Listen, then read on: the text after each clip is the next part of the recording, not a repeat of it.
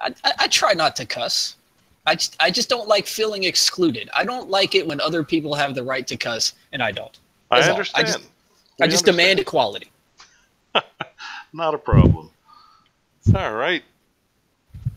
There, we're live. What could be better? All right. Fucking A! Nice. I told you to get all that out of your system.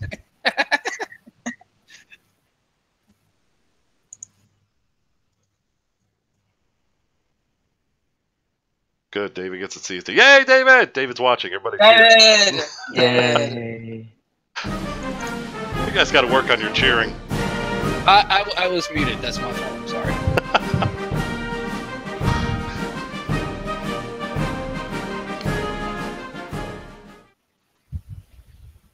All right, welcome back, everybody.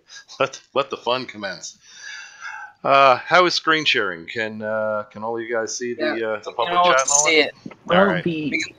Okay, the chat for who's in the panel is a bit weird. Oh yeah. The panel is over the chat box. What? Yeah. There's a. Oh Jesus! It's like a little. Oh Jesus! Here we go. I see what you mean. There. Yep. Better? You like being Hey, over there much better? better. Yeah, because the letters kept hitting you as they moved up. Right. I got it. That could be a little painful. Okay. Let the fun commence. Let us see what we have tonight. We got a variety of shorts tonight. Oh, what fun we shall have. Why don't we start off with our old friend Jaren? Yes, Emma. Jaren tonight. Yeah. Emma called it. We'll start with Jaren. It's a nice short. It's only about 25 minutes, and it is entitled. Oh. It is entitled, "Neil Disgrace Tyson is falling faster than the globe." Like I say, it's 25 minutes, and it came out about 3 weeks ago. Let's see how many people click it. Okay, the whole panel stayed. Nice. Here we go. Everybody knows the rules, so I shall not repeat them yet again. All right. Where the hell is he? Neil Disgrace Tyson. Here it comes. And I'm sorry, blanket apology for the entire video. Here we go. Astronauts to the moon. Ignition sequence start. 2, 1.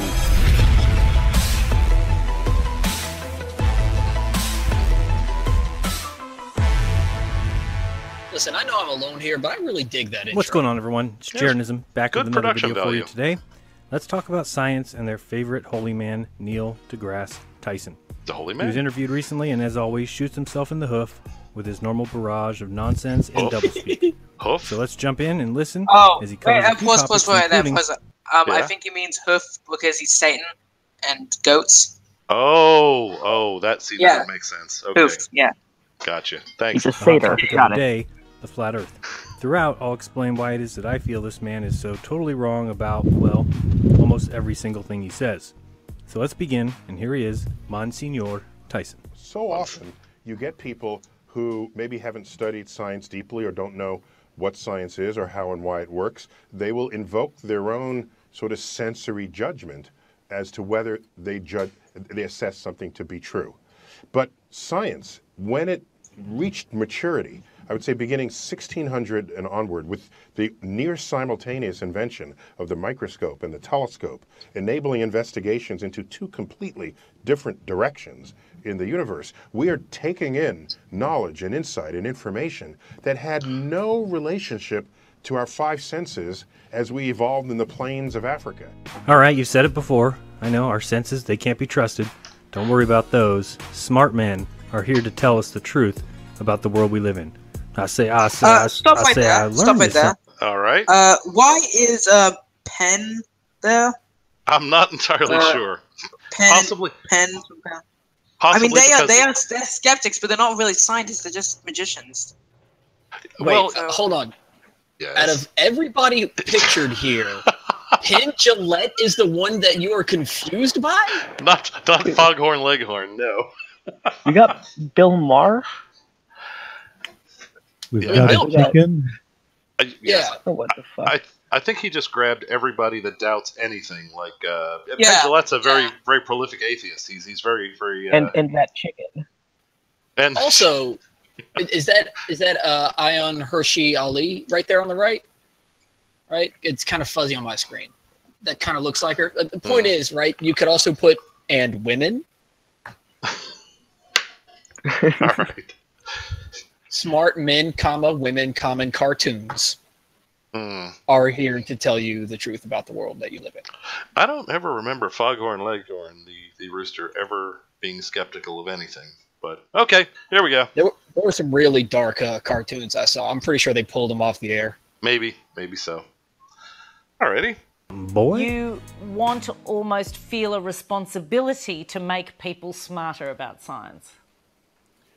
Well, it's an interesting way to think about it. I think it's not a responsibility, sure, but I think of it as a duty. If I have the capacity to do so, and it could serve the greater good, then I would be irresponsible if I did not. And that's how I think about it, and that's what motivates me. Oh, that's what motivates Neil? Aren't we lucky? Learning from the master, I feel special and privileged indeed. First of all, I'm not a professional skeptic. I'm a professional scientist. What? Not a professional skeptic? That's what a scientist is. Okay, drink. No, it isn't. Drink. No, that's what else needs to be said? No, it isn't. Science is a lot more than being a skeptic. I think that covers it. Unless you push agendas and hold on to dogmas, in which case, well, you're not a scientist at all. So why should I trust you, Neil, instead of my God-given senses? Please enlighten me. The universe is under no obligation to make sense to us. It's the observations that matter, even if they conflict what feels right to you. We have learned to trust the observations because that is the measure of reality. It's the observations that matter? Really, Neil? Drink. Okay, you're up. Okay. What Neil deGrasse just said was nothing about that your senses are in any way invalid. In fact, he didn't even bring that up. What he was talking about was observation, which, guess what, requires your senses. Can't do observation if you don't have senses. I would tend to agree. All right, where the hell did this chart come from? I've never seen this chart before. That doesn't look like 4% to me. Is that 4%? Maybe. Oh, Jaron has never been great with graphics. Maybe. Yeah, scale is something that he has a problem with. Yes, that I've noticed. All right, maybe he'll tell us where this is from. And that's not. That doesn't add up. Okay, here we go. This chart tells us what the universe consists of. 4% normal matter. Well, that's good at least. 74% dark energy, and 21% dark matter. What, and 1% mystery stuff? So 95% of the universe, and yes, I see that the chart adds up to 99%. Oh, cool. I didn't make it. Someone far smarter did, no doubt. So 95% of the universe has never been observed. Yet, and he must have had a hell of a time finding someone far smarter than him. You just said it's all about observations. It's about measurements and observations. When they align, you don't have the luxury to cherry pick the extremes of these measurements and then declare that that's what is true. No. You don't get to cherry pick and decide what is true. That's all that you do. It's not about measurements. It's not about observations. You have destroyed science. You have perverted what many of us were taught was unpervertible. Religion is corrupt. Education, corrupt. Politics, corrupt. Business, corrupt. And now, science. You have cherry-picked what you want to be true. I mean, where is Richard Feynman? If it disagrees with experiment, it's wrong. And that simple statement is the key to science. It doesn't make a difference how beautiful your guess is. It doesn't make a difference how smart you are, who made the guess, or what his name is. If it disagrees with experiment, it's wrong. That's all there is to it. And we always try to guess the most likely explanation, keeping in the back of the mind the fact that if it doesn't work, then we must discuss the other possibilities. See, Richard Feynman once said, "You see, one thing is I can live with doubt and uncertainty and not knowing. I think it's much more interesting to live not knowing than to have answers which might be wrong. I have approximate answers and possible beliefs and different degrees of certainty about different things, but I'm not absolutely sure of anything. and there are many things I don't know anything about, such as whether it means anything to ask why we're here, and what the question might mean. See, Richard Feynman was a real scientist, honest at least. He understood how science was supposed to work. Well, those days are gone. Paused. The funny thing about Richard Feynman is that he acknowledged the heliocentric model. So, is that what he's about to say? Is that what gentleman is about to say, or? I don't know. You give him a chance. Keep on going. Here we go. Well, I mean, it'd be You now trivial have to point people out going the around- Scotsman fallacy here. Sorry, I played it over you. What'd you say? It's a pretty obvious no true Scotsman fallacy. Saying that These the are Big real Bang scientists. is a These other fact. scientists aren't real The scientists, evolution though. is a Indeed. fact. The age of the Earth is a fact. You can't tell me what is true. It is scientific only to say what's more likely and less likely, and not to be proving all the time possible and impossible. So let's just take a look at the dark energy, dark matter subject. Oh, Scientists and astronomers saw the galaxies and stars were not acting as gravity says they must. So what should we do? Feynman said, If it disagrees with experiment, it's wrong. even Lawrence Krauss understands what science is supposed to be. He doesn't practice it, but he can speak it. Another major misconception about science is that science is involved with the truth. Science cannot prove something to be absolutely true. There are no absolute truths in science. That's also how it differs from religion. Science can prove things to be absolutely false. That's how science progresses, because an idea that disagrees with the evidence of experiment is false. And it's false today, and it'll be false tomorrow. But what we do in science is we get rid of all the falsehoods, and what remains has an element of truth. But even if something satisfies the test of every experiment today, and in fact that's what this young lady was referring to, it doesn't mean that we won't discover we have to modify it. Alright, so someone explain to me, please, somebody tell me how, when gravity no longer matched our observations, we invented dark matter. We invented dark energy. I mean, why can't we just throw gravity out? It's wrong. Oh wait. Drink. But the sphere... Okay, Okay, because gravity is observable, and just the fact that there is something countering it does not mean that gravity doesn't exist. In the same way, you can take a balloon filled with helium, and it can rise through the atmosphere despite gravity, and gravity can still exist. The observation that something can counteract force is not a debunking of that force. I would tend to agree. Plus, it seems the flat earthers have jumped on the whole dark matter and dark energy thing. They've focused on the word dark as if it means magical stuff. I've always looked at it as just a placeholder for, we're not sure what it is yet, we haven't detected it yet. When we find it, we'll have a much better name for it than dark stuff. It's always a sign of these people to always harp on what is currently unknown. I mean, I just got done watching the debate between Kent Hovind and King Crocodile, and every time that KC tried to bring it back to what is currently known in science, then Kent kept trying to drive it back to, well, what about this thing that you don't know? Mm-hmm. They're always trying to drive home the point that, yes, we don't know stuff, and that they're saying that is a flaw in science, when it is in fact one of its greatest strengths. It is a strength, yes. I do want to nitpick about what you said, Sai. The problem about having a placeholder for dark matter is that we still haven't renamed the Big Bang, and it wasn't even a bang; it was just an expansion. So when are we going to change that? Well, I'm not entirely sure. I think it's stuck for now. It's a cute name, Big Bang, sort of catchy. I mean, it was. I mean, even if I remember correctly, the name was made in a mocking tone. Yes. I mean, the whole point of the name Big Bang is meant to be a mockery of the idea. So honestly, I think the name is just going to stick around for now, and I don't think there's much we can do about it. So I think the only way forward is to properly educate people on what it is, and not trying to deceive them about what it is not. Well, the thing with dark matter, trying to have them is be tricked with the semantics. Can you hear me? Yep. The descriptive name for what it is. The thing is we do detect it. That's the thing, is we detect it, we just don't know what the heck it is. Exactly. So it acts like matter, but it doesn't emit any light. It appears to be dark matter. Indeed. So it's just a descriptive name for what we observe. We don't necessarily understand what it is, but we do detect it. Otherwise, we wouldn't have a name for it. Yeah, the only way forward with these different theories, or in certain cases, hypotheses, or currently not understood things, is to teach people that there's more to it than just the name it's been given. Indeed. Alrighty. Here, the ball. Gotcha. Gravity pulls us to the center. Oh, I get it.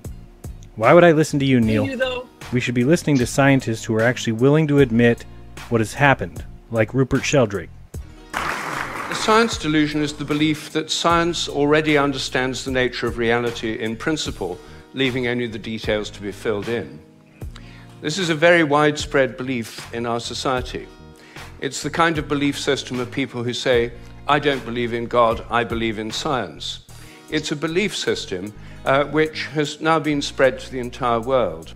But there's a conflict in the heart of science between science as a method of inquiry based on reason, evidence, hypothesis, and collective investigation, and science as a belief system or a worldview. And unfortunately, the worldview aspect of science has come to inhibit and constrict the free inquiry, which is the very lifeblood of the scientific endeavor. And so instead, we get charlatans. Okay. Science is two things. Firstly, it is a method. Science is a method for how to go about learning and exploring the natural world. That's the first aspect. The second aspect is the body of knowledge collected through that process. It's not a worldview to say that you want to do something in a particular through a particular method. If you want to say that's a worldview, then sure, but it's not. It's not a worldview, it's a method. And also a body of knowledge. And we heard Kent call it a religion. And that's it. Agreed. But yeah, it's common in many of these movies we've sat through that they refer to it as dogma. And yet, one of the principles has to be that nothing is 100% certain, and there's no, hard and fast golden rule that could never be changed, which is pretty much the opposite of dogma. Dogma is, here's what it says, here's what you do. And that's pretty much the opposite. I mean, that's exactly what Krauss said earlier in this video, that, science doesn't deal with proof. Science doesn't do proof. Indeed. Except at least not in a positive sense. Quite true. Also, where is he going with that statement? Like, I'm now more interested in the person. I was trying not to cuss. See? Am I the only one drinking, by the way? I keep hearing people drink, and then I don't hear them coughing through their drink. I've gone through a beer already. A whole beer, you say, huh? It's a, you know what? I'm gonna plug them. It's a Stone IPA. Okay. 6.7%. Tastes great. What was I talking about? Bill Nye's bow ties. They're amazing. They are very nice bow ties. And Neil deGrasse Tyson. Tyson. I see what you did there. Oh my corn. Right. Bill Nye, more like Bill Ty. Badoom-tish. Indeed. All right, and Eet, the last coherent... Yeah. Before the beer thing, the last coherent sentence you uttered was you were more interested in the person, and that's where it went to the beer. So that's where you left off. No, so he's like science. There's two thoughts of science. So the hypothesis, testing, and conclusion part of science that works. Then there's this part of science that is not that. I mean, like, I'm having trouble wrapping my mind around that statement. He's saying that the people that trust in the scientific method but don't necessarily practice it directly are bad? I think it's back to the dogma argument. He's saying that there's the good scientists that even said Krauss said the right thing but doesn't do the right thing. He's saying that's good, that's scientists. Ooh, they're all sciencey.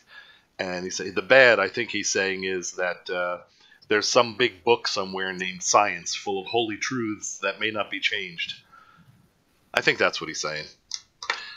Anyway. Oh, so he's a dingus. Oh, that's all you had to say. Yeah, there. I should have shortened it to that. Perfect. That's all I say. He's a dingus. We're moving on. Done.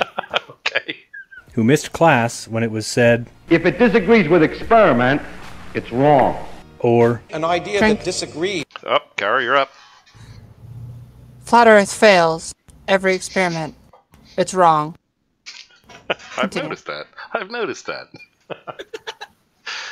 And as Jaren has now learned, there has to be some quality to the experiment as well. With the evidence of experiment is false. We get Neil. Whoop-de-friggin-do. We get the NSF. What do they do again, Neil? They get together and establish objective truths about what science tells us about our lives, our environment, about the world. Sorry, the NSF. So again, you get to tell us what's true. Was there a call for a pause there? Yeah, the who? The NS what? I think the National Science Foundation. Is that what he was saying?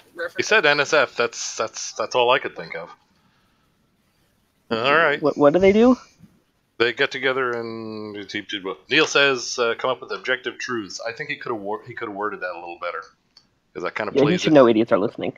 Yeah, that plays into the whole dogma argument. But anyway, all right. You get to cherry pick because you know all the answers. You know, I think the internet landed in our lap, and we all celebrated the access to information, but I don't think we foresaw one of the consequences of it, which is with brilliant search engines, you can have whatever idea, however fringy it is, type it into the search engine, and you will find every other person in the world who has exactly that same idea, giving you false affirmation of it being true. And now you say we are true and everyone else is not. Neil, that's your entire game. This is what your secret has been. It is how you brainwashed a world. You have created an echo chamber with peer review, your royal societies, the NSF, false affirmation that gave you the belief that you were speaking the truth, just because others have the same. Okay, Cara, you're up. People are verifying all this shit themselves. Like, we're not just relying on Neil deGrasse Tyson's word. People go out and perform experiments on a regular basis that confirm everything that science tells us. Like, kids in high school science class are applying science that you deny exists. Like gravity, for example. Like, you can predict the exact rate at which something will fall, and you don't use the buoyancy and density equations to do so. So it's just stupid that he just goes off on these long little tirades of look at all these people lying to us, and it's like you could go out and confirm all this yourself, but you're just a dim-witted flat-tard who's unwilling to do anything to confirm anything about what their worldview. So just drink to that and nicely screw put. you, journalism. Seriously. Okay, so you disapprove of Jeranism's statement. All right, yeah, and when students and adults are doing these experiments, I'm sure they're not venerating the name of Neil deGrasse Tyson while doing so. As a matter of fact, it may not even come into their minds. But that doesn't fit into Jeranism's narrative, where we need a bad guy, and this week it's Neil. Same ideas or beliefs or wants doesn't make it true. And what it has done is it has fractured the world. I don't know that we all saw that coming. So what we need is a tandem way in the educational system to inoculate us against being distracted by false information that's out there. This should be a fundamental part of what it is to be educated, being able to judge what is true and what is not. Okay, and so we have to educate the youth so that they are better prepared to judge what is true and what isn't. What have you been doing in classrooms for 100 years? Can you not see that we are smelling? Okay. I think Carl wants to say something.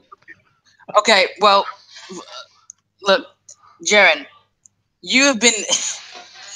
It's so ironic when you say that we have to you're telling stuff that's wrong. You've been saying all this incorrect stuff that's been debunked by people on YouTube. They've been debunking your stuff for fucking how many years now? 2, 3 years? What? So you're being a fucking hypocrite, and that's what I wanted to drink for.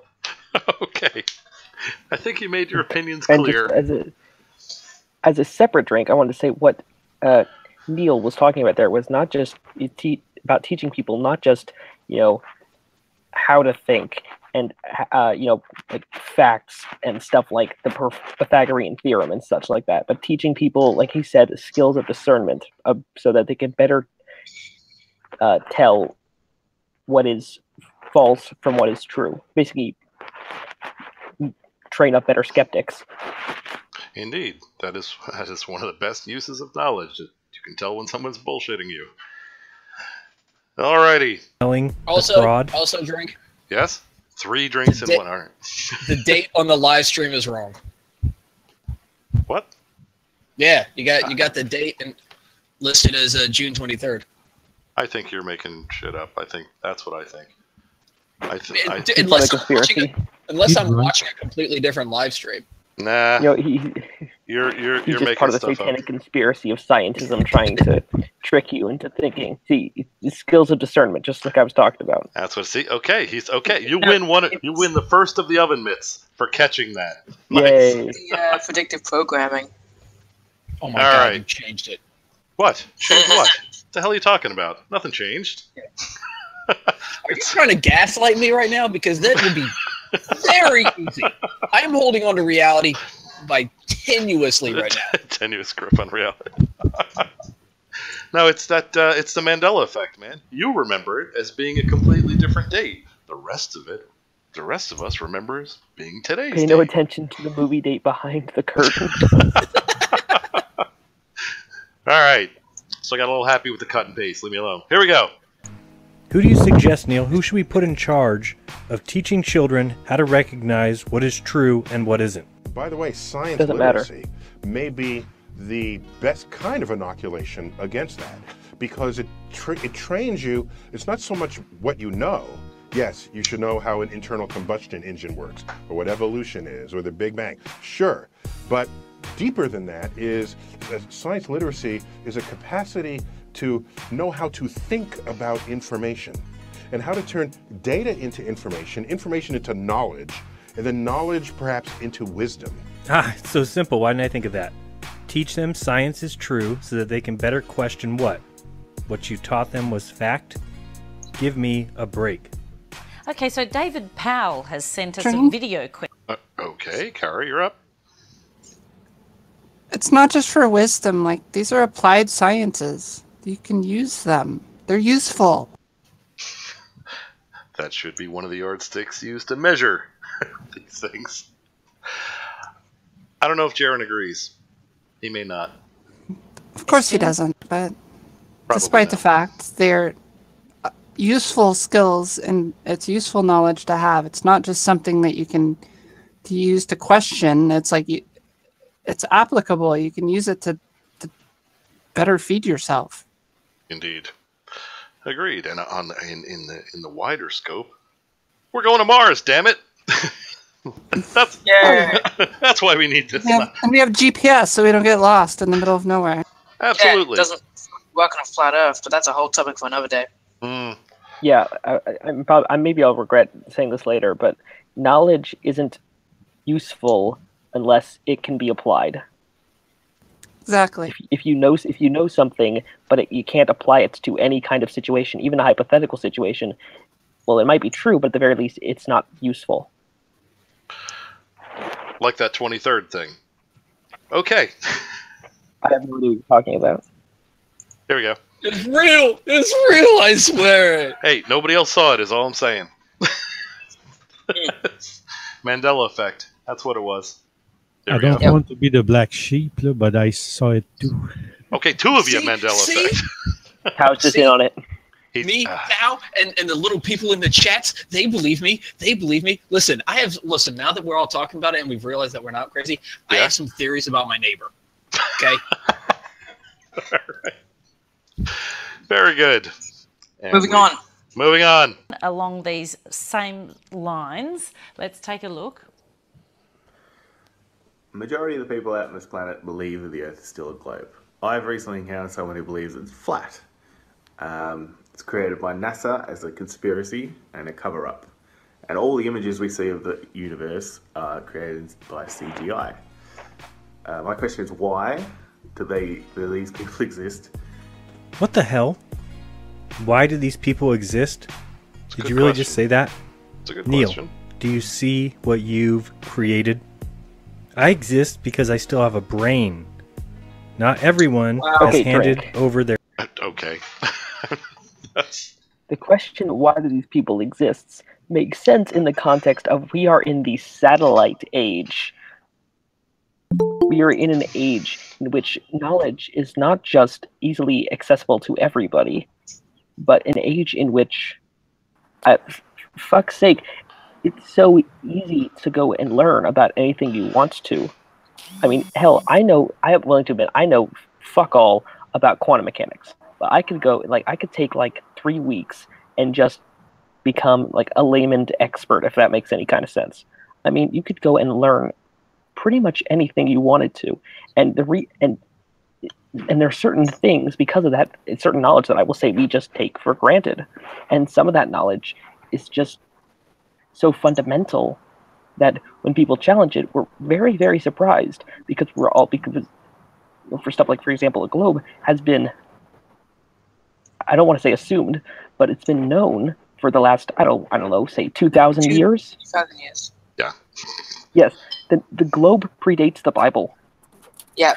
That's how old this idea is. And so, basically, since then, ever since, I don't know, Ptolemy, you've taken for granted the idea that the Earth is a sphere. And so when people challenge that, something like one of the most, I wouldn't say it's a fundamental facet of science, but it's, one of science's first things. We got the globe before we discovered alchemy was bullshit. It's just the question, why do these people exist? Makes a lot of sense if you grow up in a civilization which has so much access to knowledge, and also not just new knowledge, but even to old knowledge. Why do these people exist? It's because no matter how stupid people will get, medical technology is so good that the stupid will still prosper. Stupid people will still prosper. It doesn't matter how stupid they are; they will still live. Indeed. That's why they exist. Well, Jaren's response to asking why these people exist, he's taking it as an affront when the question really means exactly as you said. In this age where all of the information to not just hear about but verify these things that have been known for a tremendous amount of time are so openly available to everybody, no one should fall victim to these beliefs. That's what the question meant, but that's not how he's interpreting it. He's interpreting it as... Jarenism feels as if he has been accosted. Yes, exactly. We should limit these people's ability to think freely that the Earth is flat. No, we should get them to look at the actual data and say, here is what is real. So, anyway.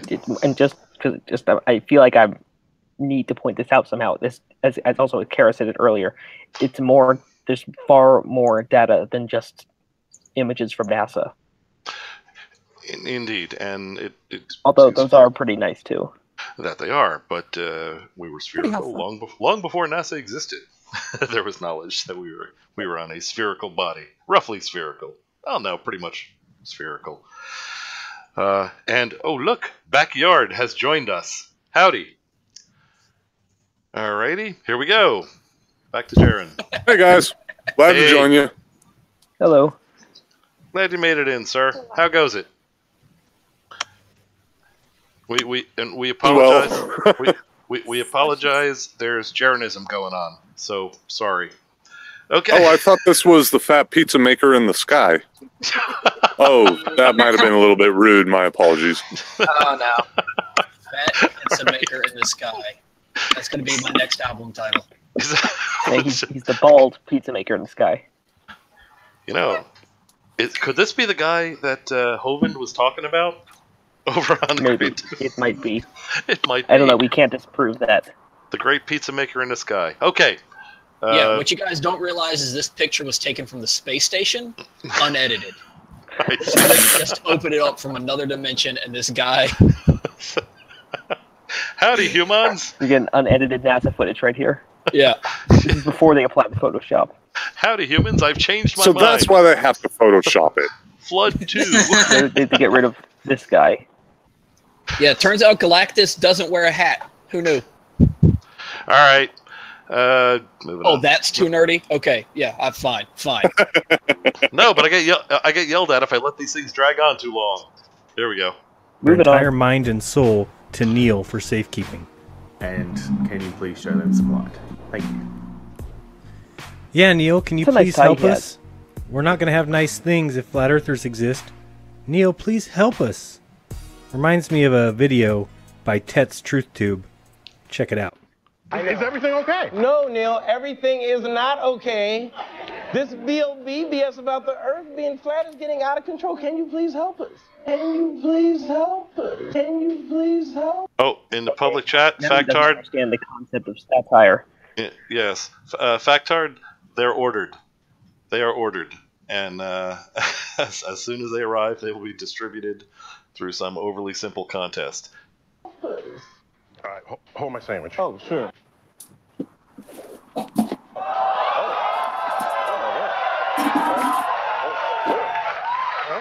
Is he a wrestler now? Oh god, now I kind of want to see Neil deGrasse Tyson Well, you said box Jaron and science stuff. should be skeptical of politics. Don't you think we ought to be a little skeptical about science too? I mean, can we trust you guys? Carl Sagan, can we trust you guys? Well, here we are on a planet which is about 5,000 million years old. Good job with the audio levels, Sharon. The sun around which it goes is not much older. It is part of a galaxy which is perhaps 10 or 12,000 million years old. Billions of years ago. Which is one of perhaps hundreds of thousands of millions of other galaxies. Around 50 million. Carl Sagan, can you please help us? At the time of the Big Bang, 4 billion years God was, damn, this guy's editing is annoying. elementary particles which slowly evolved into the kind of universe we know today. We are the product of a grand evolutionary sequence. Around 530. Okay, sorry, I gotta call a drink real quick. Not a problem. Let me. Is Jaron trying to make him sound like a Gould? I think so. Yeah. Yeah. I've. That's at least we know he didn't cherry pick that. And at least we know he didn't cherry pick all these clips. Not at all. No, he stole the video from somebody else that has cherry picked the clips. Well, of course, that is of course the flat earther way. And see, now that I was all happy for a second, I thought he had learned how to use Audacity to do the Oh, pitch, now on the screen pitch shift. they're displaying Jaronism's IQ. Nice. And thinking that more About 50 zeros all in a row. And thinking that adding more zeros changes the net result. Okay, here we go. It's around 460 million years ago. Why does he keep cutting to this? Is this somehow disproving science? Something like 220. This is No, filler. that's just proving that Neil's got Neil deGrasse moves. Neil deGrasse Tyson's moonwalk is evidence that science can't do anything properly. Yeah, well, we've seen Jaron's skill with filler, and that's what we're seeing now. A bunch of stuff that in sequence that has no point whatsoever. 25 million years. I'm going to have to do something I rarely do. I got to hit the science panic button. Science Emergency Defense Program initiated. Science Emergency Defense Program initiated. Oh my God. 55 million years. Can we trust you guys? Okay, filler. Can you please help us? I disagree. You'd be put in prison for saying a fraction of the things that you just said. If you disobey the emperor, off with your head. Around 4 billion years ago. Okay, let me ask you a question now. Oh, On tape, let me ask you a question. we're very glad we know the Who's context of behind 9/11? Are you a conspiracy theorist? Not Are you really. these people that think that maybe George W. Bush toppled his own building? What This- do you think this is has behind to 9/11? come Let to me an ask you end that soon. question. Who was Oh my behind God, 9/11? that interview right there is amazing. ask you a question. Oh, who's joining us now? Hey, RJ! RJ made it. Rockin'. RJ. I think it's Tortukans. Hello, RJ. RJ, welcome. Okay, RJ, Thanks to us. can you hear us? Our divine one. Can you help us? There we go. I kind of stayed. Oh, we got Mikachu Cookie on. Yes. Okay, RJ, listen, I think that you can help settle a dispute that we are currently having. Oh, God. If Neil deGrasse... I swear to God, if you bring up a date thing. was a professional wrestler, what would his signature move be? Oh God! Well, he was a professional wrestler. Neil deGrasse about Tyson. what moves he would do, but he wrestled in college, so he would be the guy perfect to ask on it. And I think he could take down Whitehaired over there. I'm actually he's actually professionally, coming to like he's coming to WWE. Australia this month. I'm gonna and he'll be on stage and stuff. And I've actually already got tickets. I'll ask him that question. You're gonna challenge him to a match? No. I'll ask him the question. What would your signature move be? Yeah. Well, I'm sure he would have one. It may be a while since he's talked about the subject, but yeah. Do try to ask him a legitimate science question while you're there. What? No, forget that. Everybody's going to be asking legitimate science questions. You want to stand out from the crowd? Okay. Absolutely. Beforehand knowledge. I don't know. Ask him where flies go in the rain. Oh, is some video? Oh, okay. So he's trying to invoke Machachachukukukukakuki. Ask him if he's heard the legend of the wandering RJ. No, RJ, you I have was joined wandering us. to and fro in the earth. There's a biblical reference for you. You have joined us at a time where Jaren is doing filler. He's just jumping from scene to scene. There does not seem to be any specific direction he's taking. Eventually, he should get is back like a great cedar tree. Yeah, he's in borderline copyright infringement mode. Yeah. Indeed. Borderline. I mean, obviously they can't do that because if there was any material here that's worth copywriting after what he's done to it, it's not worth it anymore. No, it's shredded. So let me figure that. There aren't even full sentences anymore. Talking interior decorating with the woman on the right, and that is being used to verify that if you pointed a laser pointer at a cloud, that you would definitely show that the space station was actually digital. If there were penguins present. I'm fully convinced they're only speaking in Pig Latin now. All right. Yeah, he is basically taking one word from different people and using it to make a sentence like that scene out of Live Free or Die Hard.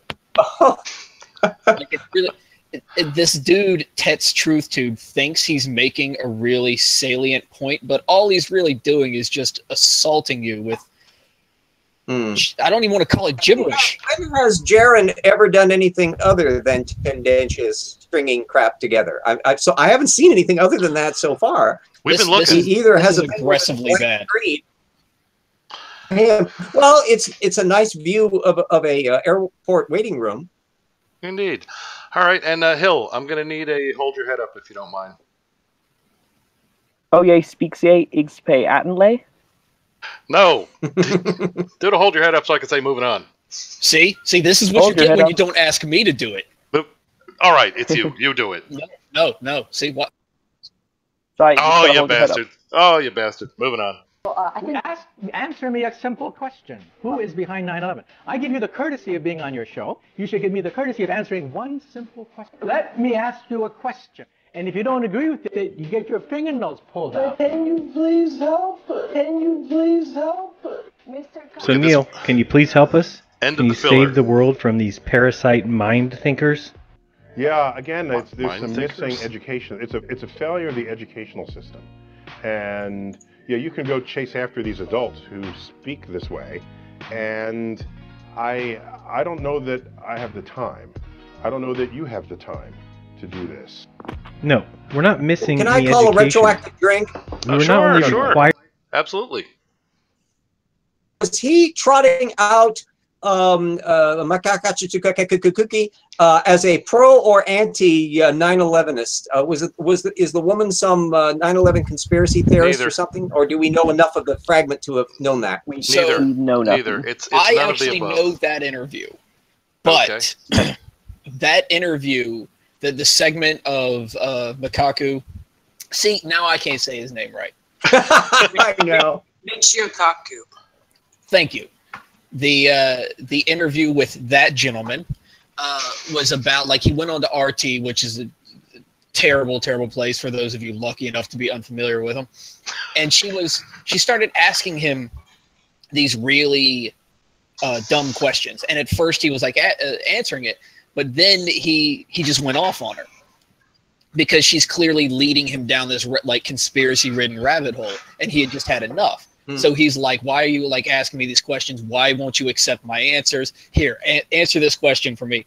And he just drives her into the ground. It's amazingly good video, but it has nothing to do with anything else that they were stringing together, because all they were doing was just taking clips from unrelated videos of a bunch of people and putting it together to form some weird narrative. It wasn't even a narrative. Word salad. Okay, now I know the context. That's very nice, because I have a very low opinion of Kikaku on a lot of things, but Yes. I would hate to think that he was actually a weirdist. No, what you came in on was just Jeranism doing filler. 3 or 4 words from each person, then on to the next clip. And I don't want to beat this point up, but I do think this is important. Jeranism couldn't be bothered to do that lazy work himself. He stole it from somebody else. Well, he's a parasitical analyst. I mean, there's been no example that he really is very good other than doing globe experiments. Yuck, yuck. I mean, I just feel like I just feel like the flat Earth community is just one long human centipede. That's it. Like they have one video that they're just passing around. They always have been. I imagine if the old twerp that sued, it was in the lawsuit with Alfred Wallace back in the 1850s or 60s, that if he had had video technology and a laser pointer, he'd be just as strange as Jeranism is. Could very well be. All right. To go to school and learn your facts, we were required to pass the class. We've learned your science. We went looking for facts and evidence to back it up, and there was none. Okay, Cara, you're up. Just a quick one. He's not learned any science whatsoever. And I think it shows. I think that's a fair assessment. I would say so. And definitely drink worthy. And what do you mean you don't have time? Didn't you just say earlier? But I think of it as a duty. If I have the capacity to do so, and it could serve the greater good, then I would be irresponsible if I did not. Okay. What he is talking about there is the fact that you can never satisfy every single person. You can't address every single individual, and it would be a waste of time to try to address everyone and everyone's concerns. What he's talking about before is an opportunity to educate people. There's an opportunity to educate people, which is what he's talking about here. And then there's trying to answer every single individual's qualms about everything. And then also trying to deal with how they deny every single piece of evidence you will ever provide for them. And you can't deal with all of that. And you would waste all your time in the world if you went around trying to satisfy everyone like that. Indeed. Especially with those unwilling to accept any new information. Especially. All right. Oh, what? Michelle is calling drink. Why is Michelle calling drink? Oh, hopefully she'll tell us. Okay, moving on. And that's how I think about it, and that's what motivates me. Well then, guess who is irresponsible? You proved gravity by dropping a mic on Comedy Central, guy. But what we do know is, again, in a free country, let them think Earth is flat. I'm not going to chase down people. That's an inversion of a knowledge pyramid that will ride a ship off the edge of your flat Earth. Oh, good one. The edge joke. Haven't heard that one before. Here's a clip from a great video by Deep Inside the Rabbit Hole. Oh, what's the living fuck? Drink on whatever the claim was that just flashed up on the screen. Okay. About how a compass only works on a flat Earth. That is complete bullshit. Compasses work because of the Earth's magnetic field, whether it's flat or a globe, and then the magnet. Compass just points. The compass just points along that magnetic field no matter where you are on Earth. It doesn't matter if the Earth is a sphere or it's a globe, although on a flat Earth, I'm not exactly sure where this magnetic field is coming from. I guess it's just coming from outside into the center because of reasons. But even then, I mean, I'm willing to accept that just at least temporarily. But it doesn't matter which model it is. Agreed. Also, we have to deal with the declination that you can easily perform an experiment where if you had the needle able to move in 3 dimensions instead of just around in 2 dimensions, you would discover that the thing would be changing its angle as you went farther and farther down along the Earth's surface, and then once you were on the equator, then it would start doing the reverse as you're moving into the southern hemisphere, and that is something which would not happen on a flat surface, but would indeed have to happen on a globe. And has he performed that experiment? I somehow doubt not. Odds are no. You're talking about how, in terms of, you're talking about how the needle will point like into the Earth, depending on where you are. Declination, if you have more measurements of movement, because it's pointing to the magnetic pole. The funny thing is that when Deep Inside the Rabbit Hole said, "Oh, it doesn't work on a ball," do you think that like anyone in the past however long the globe, the compasses have been around, have ever thought like maybe it doesn't work on a ball, or like are people just now realizing that it doesn't work on a ball? You know, until into the 21st century, suddenly there was the epiphany. As they stare into their flat cell phone, where they suddenly realize the truth that nobody ever thought. That Faraday guy kept on thinking the world was a sphere. All right. Oh, Fino wants to know, this awful video was from 3 weeks ago. That's when it was uploaded anyway. So it only acts like it was written 150 years ago. This was shortly before the Star Show clusterfuck. I will give it to Jeranism. At the very least, he conceded that. It's better than some of the other challenges he set. That he did. I was fully expecting him. Like, do you remember his "Explain It to Me"? And all of us explained it to him, and then it just change of subject. They never mentioned it again. Do you notice how philosophically wedded Jeranism is to the pie plate shaped world rather than to the hexagonal shaped world or the square tile shaped world? Are we letting our assumptions slip in again, Jaren, that you can't see the truth, sheeple, not realizing that your dedication to pie plate shaped earth is due purely to your illusions? See, 2 people can play that game. Oh God, he's another pre-supper. And I'm interested to see where he's going to go with this, because Neil made a joke about the edge, and then he acted like he was going to address the edge thing. And now I'd like to see him address the edge thing too. And now he's just moving on. He shows us an edge. You thought Jeranism was going to address something. Okay, well, also kind of hoped. I like edge arguments. Those seem the most fun to me. Yeah, they put me on edge. Oh, and they're very edgy too. Indeed. Has he ever tried to sail a boat along that meridian from Australia to South America to measure how big it supposedly is compared to his projection? I think I can answer that. No, he has not. Nor have any of these wacky. One of those experimenty things. Yeah. By navigating by all of those northern hemisphere stars while he's in the southern hemisphere. Indeed. No, going on boats is an Illuminati. SciStrike, can you do me a favor real quick? Sure. Can you share my screen? I will actually try and do some video here real quick of a real compass, not your little go down to the general store, like I'm sure Jaren loves to do. All right, let's get you up here. A marine compass? Also, backyard science is not disparaging general stores. Support your local community. Hold on. I got to bring your... don't do anything yet. Let me get you there. Now, theoretically... No, now nobody can see you, son of a bitch. Yeah, I'll take the live feed. All I see is pizza pie so far. Well, all right. It's starting to look like a Terran video. I'm sorry. Yeah, this is... my camera's backwards. That's what it is. Since I'm in a hangout, my camera's trying to look at me. I love that word, you know.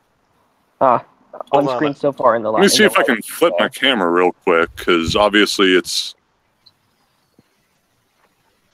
Okay, so far. Okay, yeah, those are just LED lights on my umbrella. Yeah, so far. How in the world do I flip my camera on a phone hangout? Oh, the hell with it. Let me know if you guys see anything. Obviously I can't flip my camera, so I'll flip my phone. Okay, that works. It's some pretty lights. Indeed. Yeah, there's a reflection of a screen. Exciting as one of the Jaren's videos when he had the laser pointer. I was about to say, I didn't realize they did a remake of the Blair Witch Project. Oh, Fino has it. The penguins attract. Okay, if it doesn't work, it doesn't work. I thought maybe I'd be able to flip my camera around and show how an actual compass that you use for real navigation functions, because there's a little bit more going on than a little dial that points one way or the other. But if I can't do that, then I just can't do that tonight. Let's try it offline, and we'll do it another show. How's that? That'll work. Yeah. All right. Yes, refers to the fact that G-Man just talked to PZ. That was apparently G-Man was on good behavior, which is a frightening thought to imagine what he is when he isn't on good behavior. Fino nailed it. Fino said, well, it looked like a Jaren video. All right. Here we go. Shall we continue with the Jaren foolishness? Yes, I know where this is going. It's a right pretty picture. Emma made a Star Trek GIF. Map She for made a Star Trek demonstration purposes only. Map for demonstration purposes only. I love that. Emma, this we should. What the hell is he demonstrating? I like the Star Trek joke. Well done, Emma. I'm so happy. All right, when the oven mitts arrive, you're on the list. Okay, here we go. That's the moon. Earth with our magnetic center. This is the shoreline that we call Antarctica that surrounds our world. And here's my boat. I put my boat down and immediately the compass points north. If I want to circumnavigate, I want to head west or east, but we're going to go west right now. So I'm heading west, and as you see, west keeps turning. So I have to keep going, and this is how... What happens if you All right, that was Backyard. You're up. It's pretty obvious that the guy has a magnet sitting in the middle of his little flat Earth table, forcing a compass to spin whether it wants to or not. Indeed. I mean, he's forcibly doing this, and if you want to use the whole sun is moving in a big circle above us, then from my perspective in Colorado, when the sun sets, all of the shadows of the mountains, of the Rocky Mountains, right in my backyard, should kind of be going to the south, you know? Yeah, they never get into And explaining they don't do that. All the shadows go due west every single day. Yeah, that's the thing, right? On this flat Earth model, west and east are circles around, or the bigger the circle, the further you are away from the North Pole. But the thing is, though, is that west is defined as 270 degrees away from north. So you just draw 270 degrees, and you go in a straight line. But on the flat Earth map, if you go directly west and keep in a straight line, you're eventually going to start heading south. So navigationally, it's all a big clusterfuck. So he's not really going west at all. He's going in a circle around the North Pole. In reality, west is 270 degrees, and you keep on at 270 degrees. The problem is on the flat Earth is that you're going to start heading south no matter which direction you go. So it's navigationally terrible. It's a terrible, terrible map. If you want to go east and west, north and south is fine. East and west is terrible. And you will never come across a flat earther that will address this issue. Why they talk about east and west as if they're straight lines, but on their map they aren't. They're circles. Yep. Alrighty. Yep. You end up going all the way back to where you started from. Same thing for east. I go east. I keep having to turn because my compass keeps making me turn to go east. This music is far too epic for what is being displayed on screen. Dead Reckoning West. It is dramatic, this though. This would be Dead Reckoning West. You watch the compass. Not only is the music far too dramatic, that compass is, but oh my god, I wish I could have flipped my camera around and that is not even a decent, I could make a better compass out of a frickin' peeled out grapefruit and a bit of water and a paperclip. Yeah. I think I object to his use of the term "dead reckoning" when he referred to this is "dead reckoning east." I'm pretty sure that's not what "dead reckoning" means. I think he lost that when he put a giant freaking magnet in the center of the Earth that we somehow don't notice.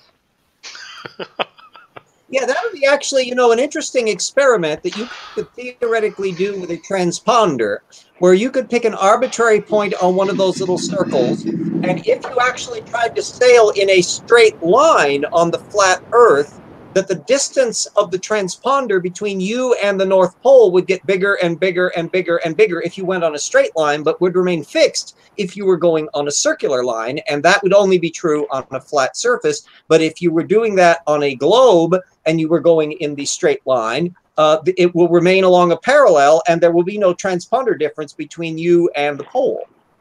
You know, RJ, you actually just spawned a thought in me that I had never thought about with the whole flat Earth map, the way that they think it works before.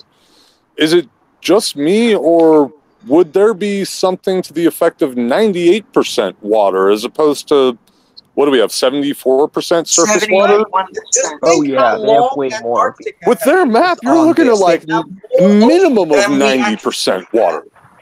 It seems because like on the flat Earth, because holy on crap. this particular map, it exaggerates everything in the southern hemisphere, and there's a lot less land in the southern hemisphere than the northern hemisphere, so you get a lot more water by consequence. Yeah, but we always look at it and we joke about it as far as, how far distorted all the land masses is, but how in the world do you account for all that extra ocean, flat earthers? Where is it hiding? So Australia to the tip of, basically to Mexico, the tip of that, that's another little interesting little bit. Okay, so that's to Mexico. I'm trying to find something that's the same distance. It's supposedly about the same distance as it is from China to Europe. So let's find out if that's true. Let me go on my other thing. China to Europe. Just a little bit longer than a hand spread. And whereas here, Australia to Mexico is also wrong. So it is, it's enormously the stuff towards the poles, obviously, because as you go farther out, it's exaggerating the distance down below. And as you can see, Antarctica is a really long. Look at all the ice we could get off of Antarctica. My heavens, let's go down there and start chopping this stuff off. Oh, I forgot, the penguins keep us from getting close. Yes, they do. The heavily armed penguins. Damn heavily armed penguins. And they're magnetic, too. Magnetic penguins now. Okay. Magnetic penguins with lightsabers and Star Wars blasters. It only gets I'm better. all for seeing that. Not Star Wars blasters. Bring it. We know penguins can fly airplanes. I saw a movie of that. Ah, that is true. That's true. Well, they only fly them upside down, though, right? I thought that birds couldn't fly. They have to fly them upside down when they're in the southern hemisphere to pretend that the Earth is curved. See, it's all part of the conspiracy. Yeah, it only gets better because whenever flat earthers are confronted with problems with their map, for example, flights from Sydney to Johannesburg, they always say, "Oh, you're doing a straw man. That's not our map. We don't have a map yet." It's like, but your most prominent flat earth YouTubers use this map all the time, like Differ here. So it's you're not really making any sense. You don't be for something or somebody's name. Who is Ditter? Deep inside the rabbit hole.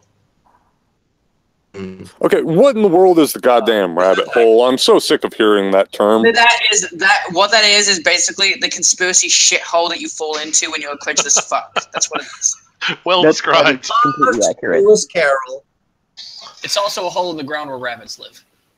But I like your definition better. Rabbits don't actually dig holes to live in. They just hollow out shallows underneath shrubs where they can hide from the rain. Well, maybe the old rabbits. I mean, I get it. The whole. Yeah, I digress. They do actually dig holes around here, though. Because I have to constantly protect baby bunnies from my dog in the backyard. No, he's the best one, right? The flat earthers, they dig rabbit holes to hide from Wolfie 6020. To hide from wolves. That sounds completely accurate. They found a safe space. How nice. And so their argument about how the sun moves, why doesn't the sun ever cross over like the North Pole directly? Magic. Well, why in the hell can I sit down with a damn telescope and a solar filter, which I've been doing a lot lately, obviously, with the eclipse coming up. Why in the world can I sit down and film sunrise and have the exact same angular size of the sun through an 8-inch freaking telescope as I can midday and at sunset? You accidentally programmed your telescope to have CGI. Yeah, there we go. I made my telescope. I didn't program anything. It's just a mirror. I think we're going at tangents now. Maybe we should without thinking. It's part of the conspiracy. Maybe we should let shithole talk. Yes, let's give him a chance. Hey, Sai. You remember that joke you told earlier? You got 3 short videos, and we're just gonna blast right through them. Yeah, I really thought that was going to be the case. I really did. We're on just the first video. We're on the first of. Well, I always try to have spares, in case we come up short. But it doesn't look like we're coming up short. All right. Yes. And it was. Well, I gotta wonder, when in the world did Jaren start mirroring? I think it's called stealing, because he's not really mirroring. No. Flat earthers don't steal. They just centipede. Remember? Ah, centipede. That's right. All right. When did Jaren start centipeding? Find Brobdingnang and Lilliput. All right. Let's let it continue. Or see, if we don't let it continue, it's not going to end. Do you want Jarenism for eternity? I just hope that during some part of this demonstration that he somehow shows that this doesn't work on a sphere, because that's the claim being made. Yes, it is. You are setting your hopes way too high, I believe. I know. All right. Here we go. I'm going south. This Any video is straight going line south. on the flat Earth will eventually become south. It's not even pointing towards the center anymore. Yeah. It stopped. Yeah. Yeah. He's saying any straight He's actually line going will end up south. south. Yeah. It's. This is going south. This is going south very quickly. Yes, the video has gone south. Quite true. Why did his compass stop responding? He moved it to like South America, and it didn't point towards the center anymore. It's not an actual compass. Like he's got the arrows in place, and he's rotating it with his fingers to Oh, please tell me that's not what he's doing. Yeah, I'm pretty sure that's. Oh, fucking hell! You know, let's see if he moves it some more. We should be able to tell. For demonstration purposes only, your reality may be. Nobody can circumnavigate south, because when you go south, you keep on going. And penguins. Right to the penguins. So did you catch off the edge? Off the edge that he Yep, said. exactly as I suspected. He didn't demonstrate that it doesn't work on a sphere. No, and he had his compass. Go off the edge. Neil, that would do I require need to too send much you work to to actually, 13 years of indoctrination so that you get it? I mean, if you want this to end, if you want to end this discussion, if you want to show the world that the Earth is a sphere, get on a plane and circumnavigate north to south. Easy, right? Do it then. It's been done. It's been done. On a plane. It was done like. Actually, Palin, a pole-to-pole show on the BBC, in addition to his Around the World show. So yeah, there's an awful lot of ways to do it. And there were no signs of giant ice walls or magnetic penguins. That's good. What about the fleet of battleships? Were the fleet of battleships there to repel the unruly globers? Look that out of the BBC. They just insisted on him standing on the South Pole and gradually moving north. Did you ever see? That was a fascinating show because he actually did start out in the South Pole, go straight up the thing. I think it was all across South America, North America, and all that, right? And then ended up in the North Pole. Okay. The reason circumnavigation in that direction is more rare is because you have to go through. There's a more range of extreme climate. You go from very cold to very hot again to very cold again. It's more treacherous, landscape. To go directly across it. I wonder if we could get Jaren to give us a lecture that climate is an illusion.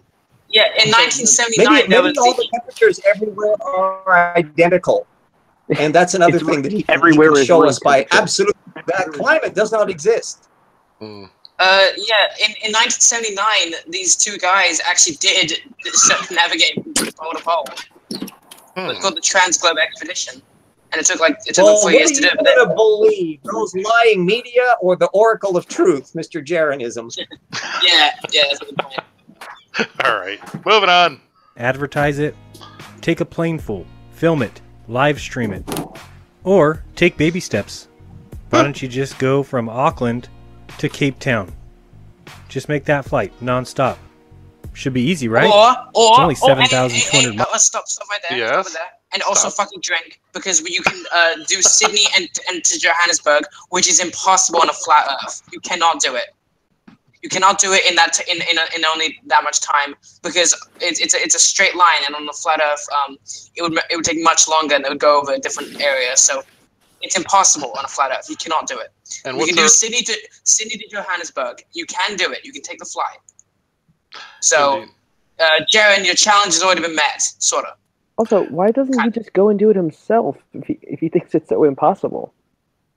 I mean, a huge part of science is trying to falsify. To Cape Town, South Africa, Google flights. Yeah, a huge part of science is trying to falsify your own conclusions. And Jeranism never tries to do that. He never tries to falsify anything that he's ever done. He just tries to confirm it with whatever he thinks is true. All right. I can't believe how long this is taking. This was supposed to be a short one. What the hell were you expecting? I don't know. It was a short video. Are you couldn't believe that this would take this long? No, I thought because this is shorter. I'm the crazy one. Well, at least I'm not imagining 23s all over the place. Okay, here we go. Miles, you do that Sydney to Santiago in 11.5 hours. It's weird that I can't find any flights that go direct. Zero. Can't figure out why. Really? Let's you can try. do Sydney to Johannesburg. Drink. Okay, we had a call. Go ahead. Yeah, a drink. Yeah, I said drink. Maybe it's because they don't want to fly a commercial aircraft over a hugely dangerous environment. Yeah, I mean, it's not like that. Like fuel, needs to be in a liquid state for it to work. There's a reason people don't fly directly over the South Pole. For the reason people don't fly directly over the North Pole is that it's dangerous. Uh-oh. Oh no, it's crazy dangerous. There's only a couple of months, there's only 1 or 2 windows a year, and that window is very small in which you can get planes in and out of the South. Let me guess, it's during the summer. I mean, South Pole summer, yeah, but yeah, or the North Pole summer, whatever you want to weather's crazy, and it's also not guaranteed. I hate to be picky, but Auckland, New Zealand, directly to South Africa doesn't need to go over Antarctica. That would be going out of the way. Yeah, you need to make it as a straight line as possible. But of course, when you look at a straight line on the globe at an angle, it's going to look curved. But you want to make it as efficient as possible, and it doesn't need to cover at all. But Jaren, for fuck's sake, just fly to Sydney and then fly to Johannesburg direct. The flights exist. For fuck's sake, Jesus Christ, Jaren. Johannesburg. Yeah, Johannesburg. It may not go over Antarctica, but you can still do it and prove to yourself that the flat Earth map is wrong. It's wrong. Wrong. You can't do it on a flat Earth. Maybe we should do a GoFundMe and offer him a ticket. He won't accept it. In fact, Wolfie offered to pay for Wolfie20 offered to pay his own money to let Jaren and his wife come down to Australia to see the Southern Pole stars. He rejected it and then made a video about how he's a deceiver. Yeah, flat earthers are so lucky. I mean, they get all these cool people like Wolfie to literally offer them money to go do cool shit. Yeah. I wish Wolfie would pay me money to go hang out with him and do stuff. You kidding me? Mm. Yeah. That guy's awesome. Indeed. All right. There we go. Entering in I would pay money to be with Wolfie. Okay. My days are flexible, so we'll check nonstop here. It's just he said be with a little funny. That's all. Nope. Yeah, nada. Sure. There's a 24 hours. I think your jealousy is making you hear that wrong. But wait, you can do the same distance in 11.5, Sydney to Santiago. And yet, when I check for nonstop flights, I get the message, we couldn't find flights that match your filter selections, even though I put completely open days, and all I asked for was a just, what the hell, Jaren? Just because you can't find a flight that goes around the north, because nobody wants to do that. Nobody really cares to do their way. There's no economic reason to have a flight that goes over the North and South Pole, to what the hell's wrong with you? Also, it's ridiculous. It's like, why can't you fly to the moon? I mean, it just you should be able to fly to the moon. Like, why isn't there flights to the moon yet? It's like, while you're there, you should play among the stars, see what the weather's like on Jupiter and Mars. it's just since he has an unreasonable expectation, his fallacy is unreasonable expectation. Therefore, Earth isn't a globe. It's an insane way. Yeah, it's a childish way to something. I would to validate it by just saying, "Oh, since I can't fly, it must be false." No, go out and measure the Earth, and you can figure it out yourself. Yeah, I can't fly from Mexico to India direct, so India doesn't exist. I would say that his fallacy is not necessarily high expectations, but using TripAdvisor. TripAdvisor is a vacation planning website. I just Googled flight to South Pole, and I have found places that found people that'll do it. Yeah, that's obviously. It's like obviously during full. How many vacations do you go to the South Pole with? Yeah. I mean, yeah, it's not exactly the destination location. No. Unfortunately, no overnight stays typically. Can you go back to the map where he draws the line across south of the thing from New Zealand to what you call it? Because I'm comparing. I'm trying to figure out how he managed to even come up with that projection. By pulling it out of his ass. Could we just go with that? So that's big enough for that. I'll tell you, right now, the way they came up with that map is it's like telephone except with copy paste. All right, we're moving on. It's about flight, but I can't find one. Thank you. That's kind of strange considering you do Sydney to Santiago in 11.5 hours. So you should be able to do this distance, which is 7,100 miles, 7,200 miles, which means it's even shorter, 7,100 miles. So why do no flights exist, Neil? Actually. Why? By the way, there's a passage in the Bible where it's 1 Kings 7, I think, 2 Kings 7, where it describes the shape of King Solomon's pond outside of his castle, outside of his his residence. And it says, it is round on all sides, 30 cubits across, 30 cubits around, 10 cubits across. Well, if you divide those two numbers, you get 3.0. That is the Bible's attempt to give you the value of pi, okay? Yep. The ratio of the circumference of a circle to the diameter. Well, that's the wrong answer, okay? Pi has actually some decimal values there. Wow. Okay, would anybody be happier if he bothered to have the audio match up with the video when Neil's talking? Yeah. I'd be a little happier. All right. Not only is he incompetent in his so-called laser experiments, he's also incompetent in his fucking video making. Oh, that's the Bible's SciStrike, I got real quick, I just sent you a picture of an actual compass that I was trying to show you guys on the video earlier. Could you just show the world what a real navigational compass looks like if you have a chance? Where did you send it? Through Twitter. Oh, through Twitter. Okay, that's I was looking in Hangouts.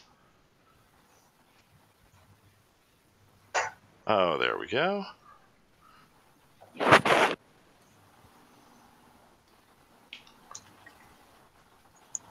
Sorry, the crappy little bullshit that they try and use as an actual compass is crap. It drives me insane. All right, let's see if I have a screen set up to capture that. No, that's not working. No, I don't. Hold on. I'll get it for you. No, that's not it either. God damn it. It's getting close. Yeah, I had one set up for Cara and her fabulous animations. Damn it. Didn't know you were going to be expecting this kind of stuff today. I got nothing. You know what? We're saving this one too. No, I tried. And you did well. Nice compass. Oh, it's a low. I like it. All right. I love that compass. Okay, let us get Jaren back up here. To give you the value of pi. Neil, what answer would be correct? What is rounding? When were decimals put to use? Rounding. When were the numbers 0 to 9 put to use? Could it be an estimate? In fact, Neil, isn't it an irrational number? It never ends. Therefore, you're going to use this as some sort of evidence? I mean, come on. If I asked you how much fuel was on the Saturn V... Was that it's irrational no matter how many ways you work it. It's irrational if you try and use pi as being a 2...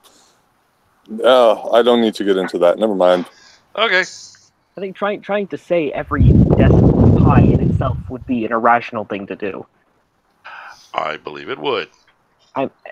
Honestly, thankfully though, Jeranism didn't remove any context, so we had every idea what Neil was talking about there. But he was only talking about it in response to the inerrancy of the Bible. Right? But Jeranism didn't give us any of that context. Yeah. So he didn't give us any of the context, and he didn't sit down and let anyone know that you can work pi in multi-dimensional formats that actually make it a different number every single time. Ah, God, he's a fucking idiot. So you are displeased, is what you're saying. Notice this? The guy doesn't even understand basic algebra, let alone anything near complex equations. It makes me sick sometimes. The same fucking guy who says that weight is a replacement for gravity. Weight by itself. Yes, with gravity doesn't exist, just weight. Yes, I'm weight is a force. Yeah, because weight without gravity exists. Yeah, the force of weight. Yes, that's one of the. All right, moving on. And you said 203,000 gallons. Is that right or wrong? What if it's 203,400? What if it's 203,400.23 gallons? Where exactly does it say, here is the value for pi? I'm not even someone who says that the Bible is divine, but I would never use... Okay, Cara? I can give you the exact value for pi. It's the ratio of the diameter of a circle to its circumference. That is the exact value of pi. Thank you. Wow, according to Thank you, Cara. Thank you. But Jeranism said that was impossible. Now what do we do? Oh, we got problems. Just because it's an irrational decimal number doesn't mean it's not a number that has a very defined value. We can't change the value of pi. It is set in stone. Indeed. Alrighty. Use what you just did as any kind of proof. I mean, you say it like you're proud. Tell you what, Neil. You tell me what the value of pi is. Go ahead and write it down. Circumference of the Maybe you circle realize to a that diameter. Yes, if a Bible scribe wrote the answer you seek, they'd still be writing today. Just a quick thing about... I'm already done. Well, obviously, pi is a little bit more than what he could afford for a mortgage. Now, is that nice? Pi may be fairly close to his IQ, though. All right. Well, he would have to round. He would have to round. Round down. All right, you're going to make Jaren get all teary, guys. Come on. Moving on. I mean, you don't have to write the whole decimal to represent pi. You can just write the little symbol. You're done. And you just referenced an irrational number. Congratulations. Yeah. He confuses the way you depict a number with the number itself. Could you imagine? He thinks that since it's irrational, that it's uncomprehendable, apparently. Also, well, irrational and Jaren kind of goes in the same box, so we'll give him half of that. What relevance? Sorry, go ahead. No, that's okay. I was just going to say we know Jaren's had quite a bit of experience with irrationality. Please proceed. I'm just curious what relevance this argument has. Right? He did not have to put Neil deGrasse Tyson in here doing the whole pi is 3 thing. He could have just left it out. What does that have to do with any other argument that he's made? If he because he wants to lambaste Neil deGrasse Tyson. He just admitted that put in there too, because there are people who are tropes, and plus he can get video of it rather easily. Yeah, but he's been putting Neil deGrasse Tyson making. You think he's going to use Bernard Shaw? No, he's been putting Neil deGrasse Tyson making certain points that he disagrees with. He's been putting them into a light to make it look like that that science is dogma. This does not make that point. And if you do not believe in that the Bible is perfect, which I think he just said, even though he did say he doesn't believe the Bible is divine, which it's a completely different argument. I'm pretty sure he didn't mean to say that. But if you don't believe that the Bible is perfect, then who cares? Who cares that you can take a passage from the Bible, calculate it out, and that it doesn't match a mathematical thing that we know now? It has no reference to anything else that he's made earlier. This is the most objectionable part to the video, is that you're just padding out your video with nothing. This is an eye twitch moment. Ancient and the reason this is in here is an ancient and how to put this, legendary tactic used by flat earthers. It is the very skillful tactic known as padding the runtime. Is that what? Okay. Yeah, that's what I was. Yeah, but I mean, like but he wants the biblical element in there, I suspect, because he has that agenda lurking behind things, and so it's a wink, nudge. He's brought that up very rarely, except for in the thing that Backyard brought up a second ago with the the video, like in the shaky cam in the dark, where he said there's all those people out there are atheists or something like that. He brings up religion not very frequently. Well, I think honestly, I wish he'd bring it up more and make my job way more fun. I suspect he was just looking for more points to bash Neil with. I mean, remember the title. Yeah, this whole thing is about Neil disgrace Tyson. Ooh, that clever Jaron. Yeah, but this is the that's not even clever. This is the one thing that you can't actually. I mean, you can, right? I disagree with the point that Neil's making, or the reason that he's making it. But all that Neil deGrasse Tyson did was just read the verse out. That's it. He just read the verse out and said, okay, we know a cubit is roughly this. So if you measure these things out, you get 3. Like, you can't, unless you're arguing with his translation of the Bible. But then again, it doesn't serve any purpose to this video. Okay, agreed. God, my mouth hurts. All right, here we go. Let's see if we can make it through 5 minutes in less than an hour. There's 5 minutes left. Here we go. Where the sun casts Earth's shadow on the surface of the moon, you would have some lunar eclipses where the shadow would just be a flat line, and that has never happened. What a that just has never happened. It's always been a curved surface, and the only thing that makes a curved shadow, no matter the angle of the illumination, is a sphere. Just so you know. I kind of want to know why you're shaking. Certainly interesting. You don't give it up, do you, Neil? If we go by your... There was shaking going on? Did you guys know? Way to be relevant. Okay, drink just because he's ignoring the entire point. Okay, Yeah. Drinkworthy. Just like, he's just... He's it's an ad hominem attack, basically. Indeed. Your rules and assume that it's the shadow of the Earth, well, perhaps you may be right. But the only thing that makes a curved shadow is a sphere, huh? So...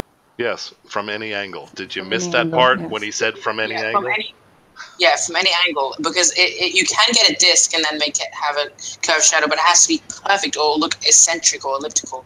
Or if you look at it edge on, it's going to be a little line, as what he said. So, Jaron is not really... Yeah, did you want to say something, Hal? Yeah, I was going to say, the thing that flat earthers always forget is, I'm going to use a word that Casey uses here, if they want to have any kind of model, it needs to be parsimonious, which means it needs to fit up. If you want to make predictions and have certain aspects of it, it can't contradict other aspects of what you want to have. So basically, your model can't, basically it means that your model can't have self-contradictory components. So if you want to invoke some kind of flat earth moon that does something, it needs to jive with other, quote unquote explanations that the flat Earth moon would also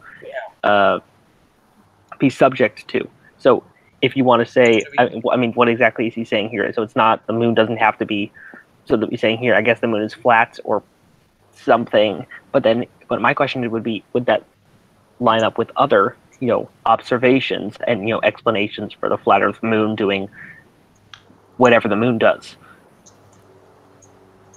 Yeah, and why can't he do like in his bedroom the way he did with the other thing?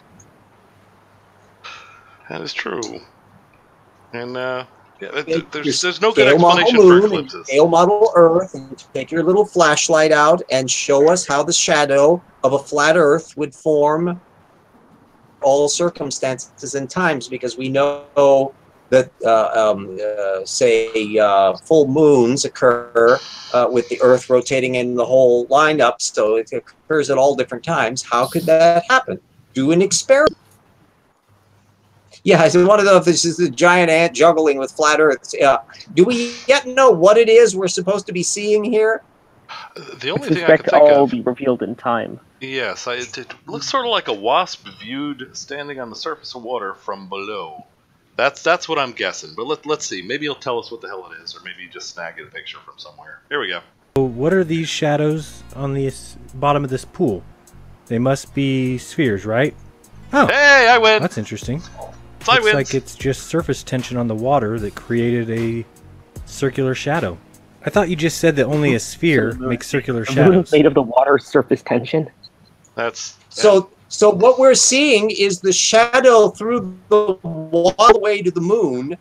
What is wrong with that picture? This is another thing flat earthers do. They bring up points that are completely irrelevant to the original question. Like, sure, okay, cool. A wasp can, I guess, have surface tension with the water so that it forms a round shadow. Cool. Now, is the moon underwater? How does this apply to the moon? Exactly, that's my point. I'd like to know, how far up can we have the water? This is way beyond the fountains of the deep. This is the lunar eclipse. Hey, well, maybe the sun is just a giant firefly, and it's caused, and the moon's shadow just caused by it walking on the giant wasp lives on the turtle's shell next to the penguins. Yes. Listen, I need a quick aside here with Jarenism. Jaren, baby, Bubula, listen, if you're gonna say somebody said a thing that they didn't say, don't show them saying the thing that they actually said 5 seconds earlier. We all heard Neil deGrasse Tyson say the only thing that casts a round shadow from any angle is a sphere.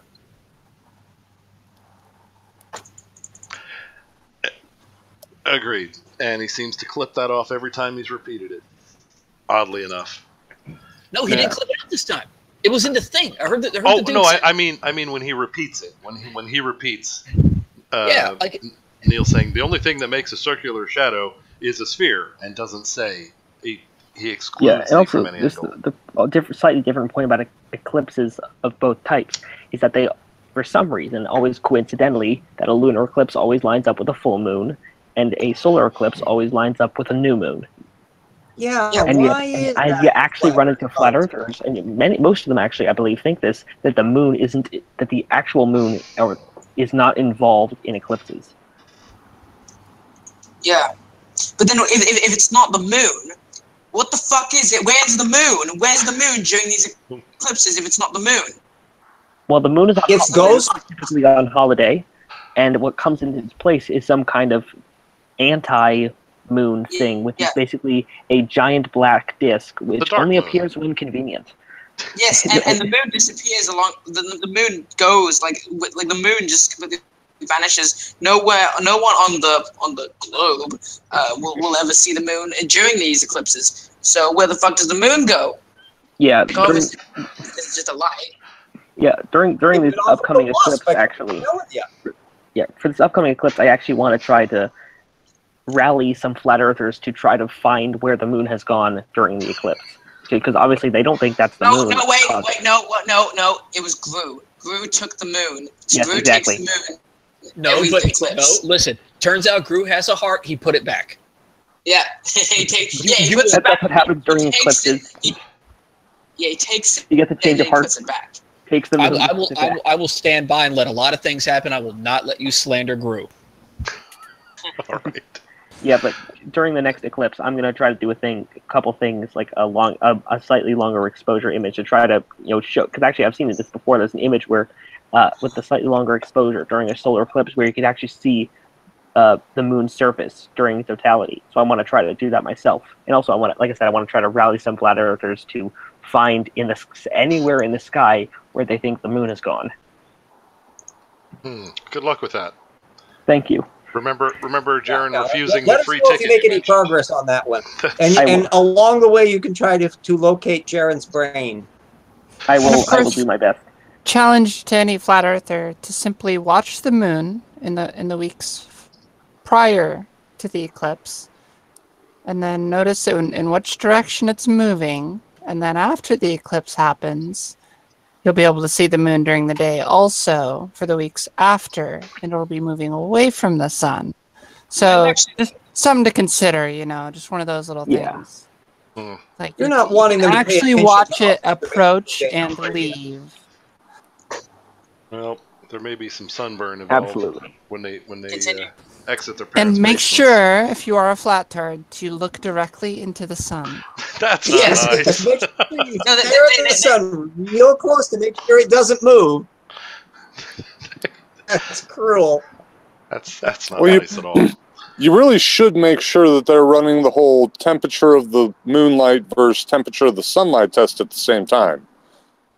And obviously, during an eclipse, that's going to be the best time to make sure that moonlight's hotter than moonlight or whatever the hell is wrong with them. The sun produces heat and the moon produces cold. During an eclipse, everything should just kind of be neutral. Frozen.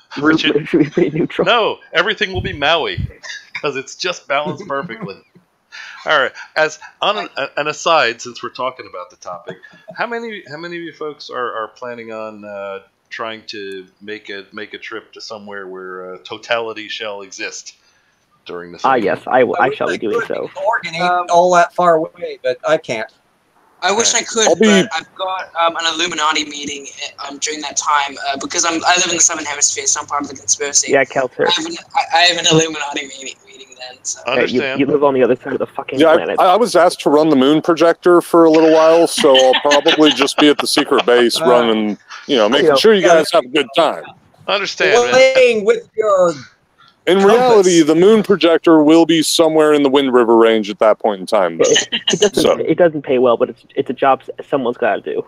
We do appreciate your efforts. We have to make sure that it's off at the right times, right? Yeah. Well, I don't want to turn it on too soon or turn it off too late. That would just wreck up everything. Absolutely. This is an important job to turn the moon on and off. Powered by gerbils inside of little wheel spinners, and so you don't want to overtax the little bastards. All right, let's keep on going. All right, moving on. There we go.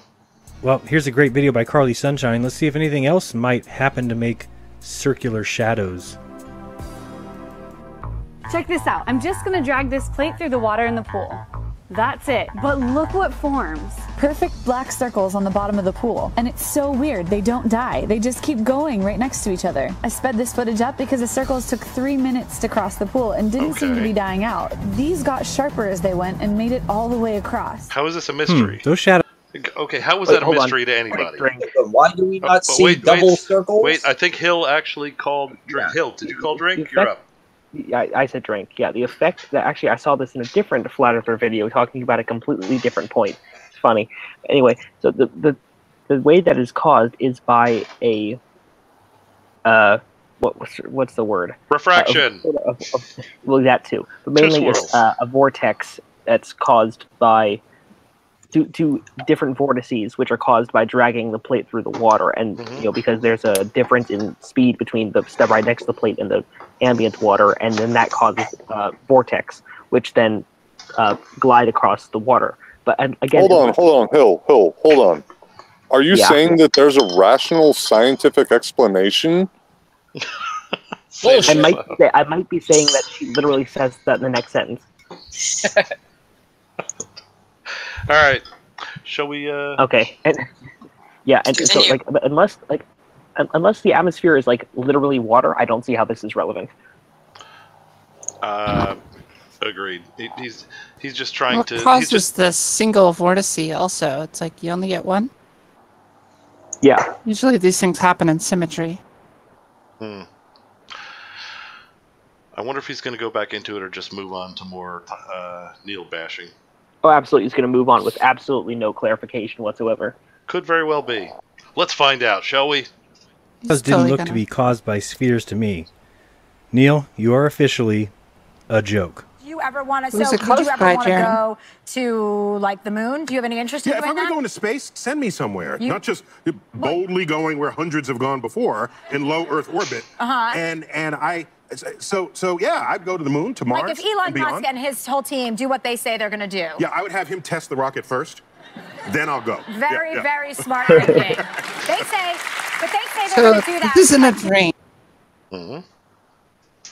But it would be fairly interesting to basically replicate the depression that the vortex is creating on the surface of the water, which creates the dark area underneath, and see what that would look like from the perspective of from the bottom. Like basically point the camera up, looking up at the sun as it's being refracted through the surface of the water, and you would see interesting distortions of the sun as it approached. As the dark spot passed over the camera, you would see tremendous distortions to the sun happening, simply because the distortion of the surface of the water. So it doesn't replicate what we see in any way, shape, or form. And we clearly established that Jaren believes that there's like an ocean between us and the moon, doesn't it? Apparently, but as I was going to say, agreeing with Cara, I was going to say, I wonder if there is a person and a way in which that could be modeled somehow. Yeah, I wish I knew somebody. If only. If only. All right. Hold on, I know exactly how you could do that. 4 minutes. I actually do too. Come on, let's try and get through this to the next one. Just that exacerbated sigh. Oh my, that is just that was beautiful. All right, here we go. 2024. Is that really possible? I'm skeptical, but my skepticism is irrelevant because what matters more to me is that somebody's even thinking that way. Right, yeah. And without folks like that among us, we might as well all just move back to the cave. Because it's people like that who got us out of the cave in the first place and created a tomorrow that previously was only imagined. And so however skeptical I am is not even relevant. I just thought you were... This isn't really a drink, but Cara, were you thinking about a laser Doppler interferometer? Because that's the instrument I was thinking about using for doing exactly the measurement you were talking about. I was more thinking of a visualization, like actually produce a surface that would mimic the surface of the water and just do some ray tracing. Okay, we were thinking of completely different things then. Yeah, I was totally thinking well, I'm actually trying to figure out how to make an interferometer work this way, but it's effectively a laser Doppler vibrometer. It's actually a type of interferometer that already exists, but they can measure fluctuations in surface level of water. Yeah, that's kind of what I was thinking as far as how you could do underneath visualization, but it wouldn't be actual visualization, obviously. It'd be, a readout on a screen. You know what might satisfy Cara's goals there is if I could always take my GoPro and throw it in a pool. Would that work? That's what I was just thinking, because you can as long as the pool is still, you can accurately predict where that thing is going to go. So you can just drop a GoPro that pool right there. real still while you throw a GoPro into it. Basically, do what she did, and but have the GoPro at the bottom and do it a few times until you get the shadow to pass over that, or the refraction shadow to pass over the camera. That's actually what I was thinking about. All right, my Doppler vibrometer is thrown right out the window. You can do your Doppler infrared vomiting while you're GoProing. Now, it's a terrible thing to realize that Jaren is inadvertently spawning actual scientific curiosity on the part of people because of his idiocy. Oh, yeah, no, I had never seen that thing before, and I'm, like, really looking forward to reproducing it. That looked really cool.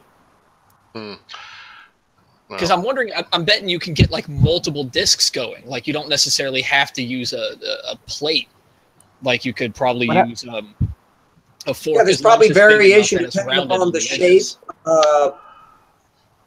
the amount of salinity or whatever in terms of chlorine content. There could be also contaminants that could be playing a part. It's a fascinating prospect. I wonder what would happen if you got two of these two disks going in opposite directions to collide with each other. You can create the same effect by simply dropping a spoon in your coffee and the creamer on top. You see the same exact effect. I'm sorry, there's no coffee involved in these videos. Trust me on this one. If you were to drop, I know this sounds weird, but drop a spoon into your beer and you will see the bubbles do this effect. Okay. Well, hold on. If you do drop a spoon into your coffee and there happens to be a little bit of whiskey in your coffee, that counts. Then it still fits in with movie night. Good point. Yeah, Good point. That works. I wasn't even thinking of that. All right. Yes, there is a little bit of beer on the whiskey in my coffee. Okay. 2 minutes. 2 goddamn minutes. And Okay. there's also a little bit of water in the Atlantic Ocean. I'm hitting play now. We're about I'm to looking climax right there. It's a space Very thing. excitable. Let's not play the OO game. Oh, it's pretty clear he's climaxed. He has definitely hit his peak. It's all downhill from here. On my way out, the following are some images meant for whoever that guy was who asked Neil why people exist who question NASA images, so enjoy the CGI. And to That's Neil, not what he you asked. are part of the group that, knowingly or not, has trashed the name of science. You know what? I'm willing Because to you bet hate that the- some of these pictures might be from ground observers. Could very well be. Ideas of God that men taught you, you decided instead to worship the words that men taught you. Oh, Smart fuck off. move. Wake up. There's and his get with little it, religious axe or I to hate grind tell you again. the legacy you leave behind. I'm sorry, what's the difference between someone sitting down and coming up with equations that explain the universe around us and some jack-off sitting down and writing a book that explains absolutely nothing that a billion people believe? Dude, it is so much worse than that, okay? From his standpoint, his argument is, you don't believe my bullshit, but you believe his bullshit. That's his argument. Because he clearly doesn't believe this other side. He was like, so man told you a story about God, then man told you a story about Jupiter. And you believe the story about Jupiter, and he's angry. So you're saying the story about an invisible man in the sky you are suggesting is less credible? I'm taking him at his argument alone. Ah, I see. Okay. Right? I mean, and his whole I have taken pictures of Jupiter. I took my shitty digital camera and basically, put it inside the lens of a telescope I was borrowing from a friend, and I got some pretty decent images of Jupiter. You can make out the stripes on the surface. No, listen, it's pre-programmed images, CGI cartoons, brainwashing. And I know you can see 3 of the 4 No. Well, hold on. Were you using a Nikon or were you using a Canon? Because if it's a Canon, it's obviously fakery. But if it's a Nikon, you're seeing the eye of God. He's fun. And if you did it with an oil painting, then you could easily prove Vishnu. The funny part is that I went out with fucking binoculars, not cameras, not telescopes. Not regular binoculars, fucking binoculars. Fucking binoculars. That's how you make opera glasses. Hey, listen. I went out with binoculars, right? And Oh, I looked at binoculars. Jupiter. Okay, I know what they Fucking are. binoculars. Last night, yeah, fucking binoculars. 10 times 10. So it wasn't really that much of magnification, but I could see Ganymede next to Jupiter, right? I could see Callisto next to Jupiter. That with those very primitive ones he did. But of course, you remember, he couldn't see quite so much of the universe because computer-generated graphics were much more primitive in 1600. My point is that when flat earthers say that it's pre-programmed into the telescope, are binoculars part of the conspiracy too? Because I saw Ganymede and Callisto last night through my binoculars. Yeah, all part of that. Yeah. See, so you can follow the logic of Jared. See, you just don't know what those are. Of course, binoculars are part of it. Every optometrician on the planet is part of it. I mean, if you've ever shaped a piece of glass, you've been paid by NASA, right?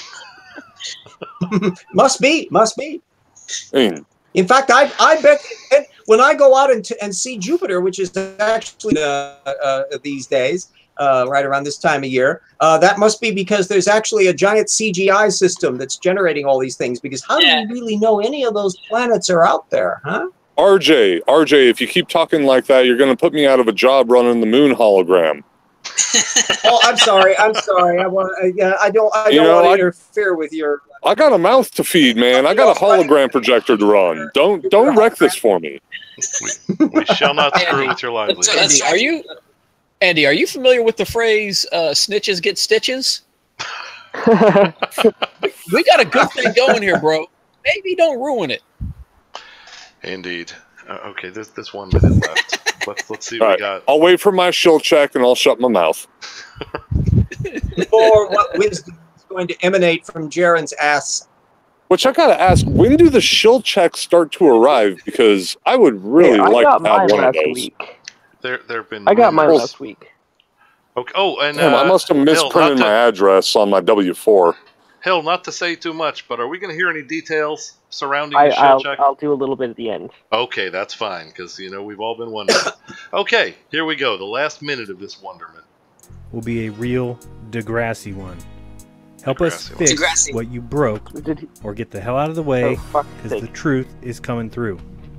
Be kind. I wonder how many kids watching this know what the hell that is. Yeah, really. Yeah, they go. That's when you know you're losing them when you're younger. Yeah, the generation of nincompoops don't know what a VHS is. Hey, at least you rewound it. Floppy disks? That's true. Don't lie. That's what it is. That's what it is. I know it's a floppy disk, isn't it? I've heard stories about this thing. No. Is that thing called an A drive? No. What that thing is it was waiting outside of a cave for early man, and then when man came out, they all evolved. That's what that thing was. I think it's a phonograph. Yeah, because we're looking at Jaren's advertisements here. I just want to say to you, Jaren, fuck you. You're only in it for the money. You're a disgusting scammer, right? You slander Neil deGrasse Tyson about all the incredible work that he does, and I'm gonna see him in a few weeks on stage, and I will make sure that well, I'm not gonna let him know of you fucktard, because well, you're a fucktard. I don't think he would want to know. But yeah, fuck you, Jaren. You're a slanderous little dare I say it, cunt. So go fuck yourself. Alrighty then. I think you've made your views clear. Yeah. But what you can do is you can ask Neil deGrasse Tyson what signature wrestling finishing move he would be applying to Jarenism. Jarenism, yeah, the Jarenism wrestling match here. And if he snaps Jaren's neck, would we be concerned? I mean, I would, because as a wrestling fan, that would pretty much mean the end of wrestling. Because like how I think I'd call it a disqualification. Well, isn't it obvious that Neil deGrasse Tyson's finishing move would be the gravitator? Yeah. Ooh. or the spaghettification. Yeah. Oh, that would be really good. You can wrap them up in the ropes and then pull them out and like straight. Yeah. Prepare to see that black hole, Jaren. Here's the spaghettification. Now we only need to figure out what his wrestling name would be. So is Bill Nye going to be on the side as the salad guy? No. They do tag team. He can be the moderator there. No, he's gonna be the he'll either come to the ring as the manager, or he's gonna come to the ring as the interruption, right? When the opponent inevitably tries to get pull one over on him. Bill Nye's he's gonna be the upset. Yeah. He can just be the astrophysicist. That's good enough. You wanna move on? All right, now we spent 2 hours on a Jaren video. Fuck! Did we really? It's too. Yeah, and I only missed a half hour of it, Pipes. Yes, you missed a half hour of a half-hour video. Now, how much sense does that make? That doesn't make any sense. It does not. But anyway. Dare I ask what's next? Well, we've got two options. We've got something from Flat Earth Asshole, which I suspect... Oh, fuck's sake. This was just from a month ago, but I suspect it's stuff cobbled together from his previous bullshit. That's 17 minutes long, so that's, what, a day and a half? And the other option we have is by Flat Earth Photography, Why NASA Can't Debunk a Local Sun... Flat I want Earth. to see that one. Oh God! Seriously? Wait, though, it's gonna be interesting. You think it's gonna be easy to debunk? Flat Earth asshole, but the way he speaks is so well goddamn frustrating. If you think that last one is going to be easy to debunk, I would caution you to listen to the rest of the title. The title, which I've told you so far, is Why NASA Can't Debunk a Local Sun, Flat Earth 2017, Nikon Coolpix P900. They've got a goddamn truth detector. Watching that one. Globe Killer. They've got They've got a truth detector. How the hell are we going to battle that? Yeah. All right. I mean, it's got a truth detector attached to it. All right. So this is. So remember, those are the two options. There's a third option, which says we go recover from all that Jarenism. So any one of those three, you guys call it. What do you want? I say door number 2. Door number 2 with the P900. I like 2. 2. I think what tonight needs is a healthy dose of number 2. We've already had that. Hadn't we already had a lot of number 2? We have had that. Nicely done. All right, here we go. The only thing I have to say with Flat Earth Photography is I'm pretty sure No, I'll save it. Never mind. Leave us hanging. Leave us hanging. Nice. All right, here we go. Why NASA can't... You heard it already. Here we go. It's got rhythm. Side of clouds. This has not been previewed. Grabbed it by the title. Time to this show. There's nothing better than a video that directs you to previous videos. Hi guys, so I just want you to look at this race. Look at that amazing focus. See the sun in front of clouds. Now, what the doesn't hell? that look like the rays are going away from me and from the sun? Also, how close is the sun? It looks like it's that scene from Monty Python and God is about to appear out of the clouds. Wait a minute. If the sun is inside the clouds, how fucking close are the clouds again? And isn't the sun supposed to be 3,000 miles up? There are no fucking clouds that are 3,000 miles. No, there are not. And I seem to recall occasionally I've seen a sun without clouds around it. How inconsistent can you get? They're saying that yesterday it was saying at 3,000 miles, now it's like fucking what, like 2 kilometers? What's this bullshit? Fucking 5 feet away. No, we just don't know. We don't know how far it is. What the fuck? They have. I just know it's not as far as NASA tells me it is. Of course, because NASA says exactly. They have. Oh, no thank God for JAXA. They have no model, so they can't make predictions, and it can't be falsified. Indeed. Here we go. They're dead at the starting line. Yeah, is the damn thing inside the dome or outside the dome? Can they at least make up their minds on that? Oh, don't forget there's another option. It's stuck to the dome, and the dome's rotating. Yeah. That makes so much more sense. Oh, yeah. When I was in your face, yeah, it looked like the sun's fucking right in your face. What? Yeah. Am I the only one that's suddenly got an urge to watch Blade Runner? I would watch it too. Do now. This is... Keep it rolling, side. And you can see the nice faces as well. Look at this face, for example. Oh, he is talking. What the hell does he think we're looking at? It looks like the fucking sun's been enveloped by... Wait, did he say faces? Oh god, I know who this is. Oh, this is the pig demon guy. Should we? Oh no! Wait, this is the Cool Hard Logic demon plains guy, isn't it? I fucking hope it is. It's Monroe, isn't it? Oh my god! Here we go. Let's. No, but he's mentally ill though. Oh my god. Aren't all flat earthers? Yeah, for anyone who doesn't know the context, this is part of this is the guy that Cool Hard Logic did his first World of Batshit response to. This guy literally believes that planes are demons who reveal their faces to him. Yeah. Hmm. He was. Malcolm says the guy got his clouds from Jism. Monroe actually. I had multiple back and forth with this guy about everything that he was doing with his Nikon, and it took him about 3 days before he finally blocked me. Wow. Oh my god. This guy has some of the worst photography that I have ever seen. Yeah. Well, it's flat indeed. He doesn't realize that when you want to zoom in on something, you need to put that thing in the center of the frame. Hmm. All right, continuing. And how high's the bird? Well, clearly it's at least 1,000 clicks. And when you look at all those chemtrails. Holy shit. Chemtrails. Fucking enveloping the sky. What does he think? Damn, no wonder the guy's insane. How does this prove, by the way, how does this prove that the sun is close? Is he?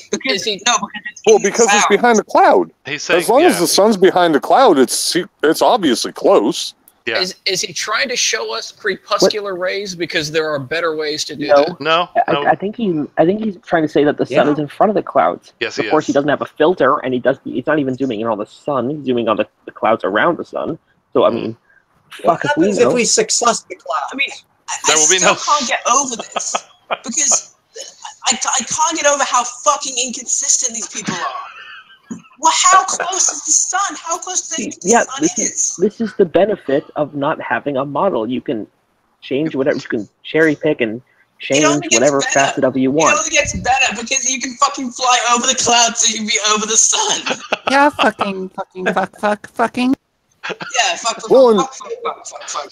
Here's another Get one out of your that system already. Jeez. I took some pictures of this the other day, but since I pulled the IR cut filter out of my camera, they don't look right in any way, shape, or form. But sitting in my backyard after doing some gardening the other night, actually last weekend before a movie night, I was able to take pictures of inverse crepuscular rays.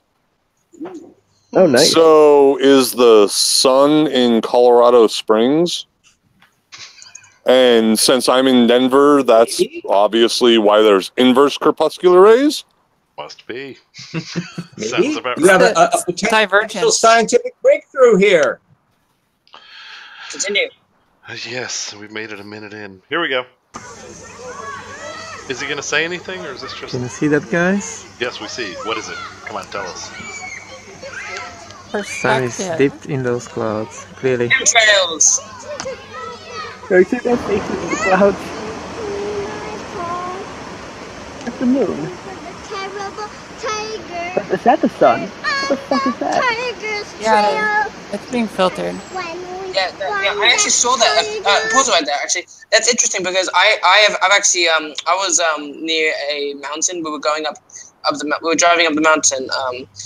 And it was getting cloudier and cloudier, and the sun went behind the clouds, and it was like a perfect white circle. It was like a solar filter. And so this is what he's saying. Yeah, I know. I've seen that effect as well. It's very nice. You don't to not need a filter to see the shape of the sun like that.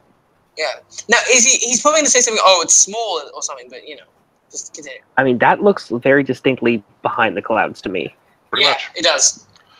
I would agree. And, before it scrolls off, take a look at Harry's comment, especially you, Andy. Anti-crepuscular rays prove that the sun is underground. Anti-crepuscular rays prove that the sun is underground. Yes, because when it goes under the horizon, it's shining up, so it's on a flat Earth, it'll be underground. Indeed. All right. Oh, new fantastic science that will show me what we want to be true. Indeed. Here we go. We'll pull the tiger's tail.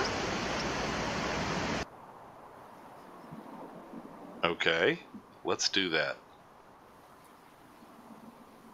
It's only like a week or so ago. Yeah. Colors? Okay. I spelled colors wrong. Yeah, a hell of a lot of colors and rays. Colors a and drop rays. of golden sun, me a name I call myself. Far, a long, long way to run. Ooh, perspective. Chemtrails. This is the worst part. You have to make his arguments for him. Yeah. Okay. Oh, and there's like pictures. Now look at these shadows. Is that a shadow? That just look like a cloud. No, we won't deny our own eyes, but you know. What does he think? There's like a scrim behind that, you know, where the light is reflecting off to it on the scene 12, act 4. Yeah, what's the M? Is the M like meters? 93. I'm sorry, no, 93. Not 3,000 miles away. Okay, then keep on telling us how far away. It's inside of this cloud. Inside of that cloud. Yes, and how high up is that cloud? And how high up do planes fly? I won't let you. All right. Yeah, will you be able to? Okay. He just said, okay, this is the most. It probably didn't mean it this way, but this is the most damning thing. If something cannot be debunked, if something cannot be falsified, then it is not science. A huge part of science is that your hypothesis needs to have a falsifiable component. There needs to be some amount of proof or evidence that would be able to show that whatever the hypothesis is not correct. And if that is not possible, then you can't make predictions from it, and it's not falsifiable, which means it is useless. Well, you know, he's got a point here because he hasn't actually bothered to bunk it yet. So we can't debunk it. There's been no bunking. Around to bunk it. Have you seen a bunk anywhere in here? No, I haven't. There has been no bunking. You are correct. Also, my question is, okay, when did the sun go? My question is, why on these solstices apparently the sun decide to get especially low in the sky? So, I mean, the sun. So apparently, does the sun always that low in the sky? No, the sun's just like inside the clouds, or just did for one day it decided, you know what, I'm going to take a scenic trip and get like. The sun is clearly bashful, and when so many people look at it during solstices, it likes to try and hide itself. You know, I must admit, it's bashful. I did make some solar observations on the solstice. Now it's clear. The sun absolutely cannot. Oh my god! I can't believe I actually just said that. No, it was good. I almost want to shoot myself in the foot. Oh. Cole, what do you got? Yeah, it's just I wanted to go back on this earlier. Like the planes will fly over the cloud. Does that mean the planes are flying over the sun? That's I'm guessing yes. Well, actually, I do have an image that I took while inside of a plane of the sunlight arcing upwards inside to hit the roof.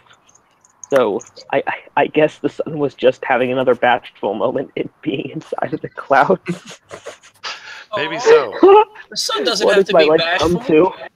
It's so cute. It should come out. It should not hide behind the clouds. With some degree of sincerity. Fucking hell, this is destroying my life.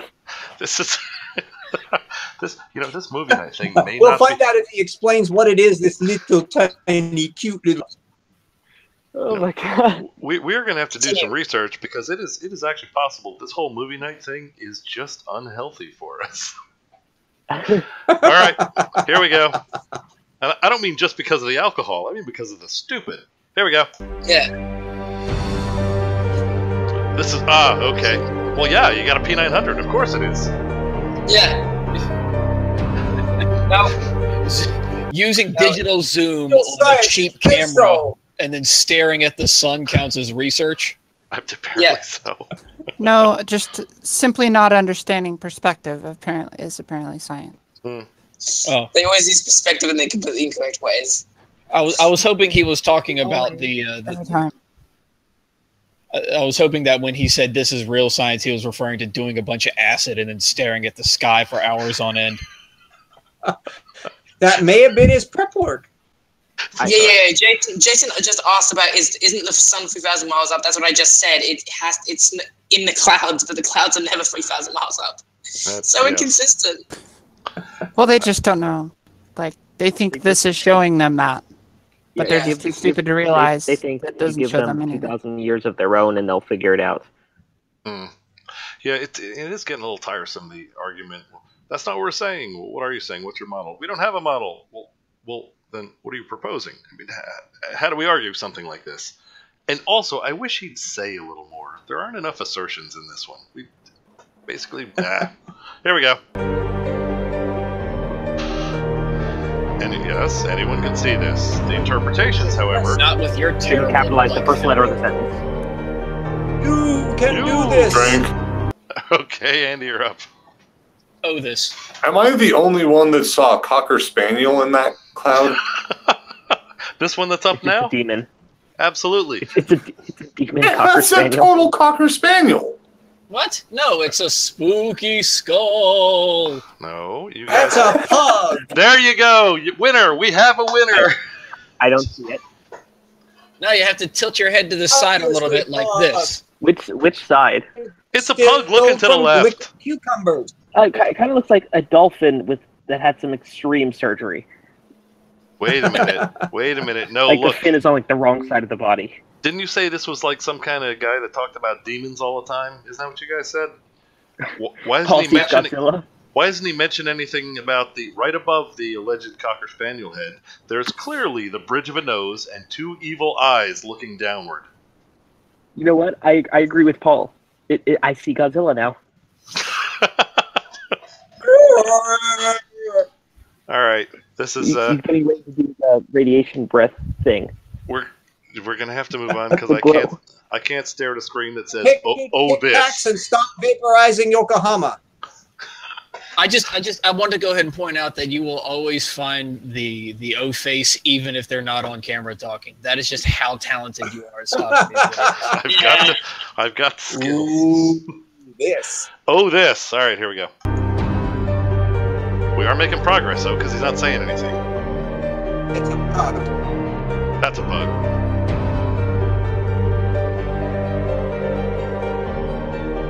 Oh look, it's Nibiru. Your local sun. Wait a minute. We each have one. We each have a local sun. Do other people have their local sun? How many of them are there? That's an explanation for why, if the moon is only 3,000 miles up, we don't see multiple sides of it. Everyone gets their own little local sun or moon. Magic, because magic. That's goddamn. Yeah, okay, that explains like absolutely nothing. Yeah. Also, why did he put a space between sun and the 3 exclamation points?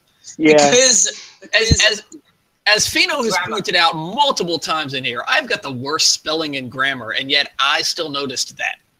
He went. If he had only had 2 exclamation marks, it wouldn't have been science. Well, I mean, proper grammar is part of the conspiracy.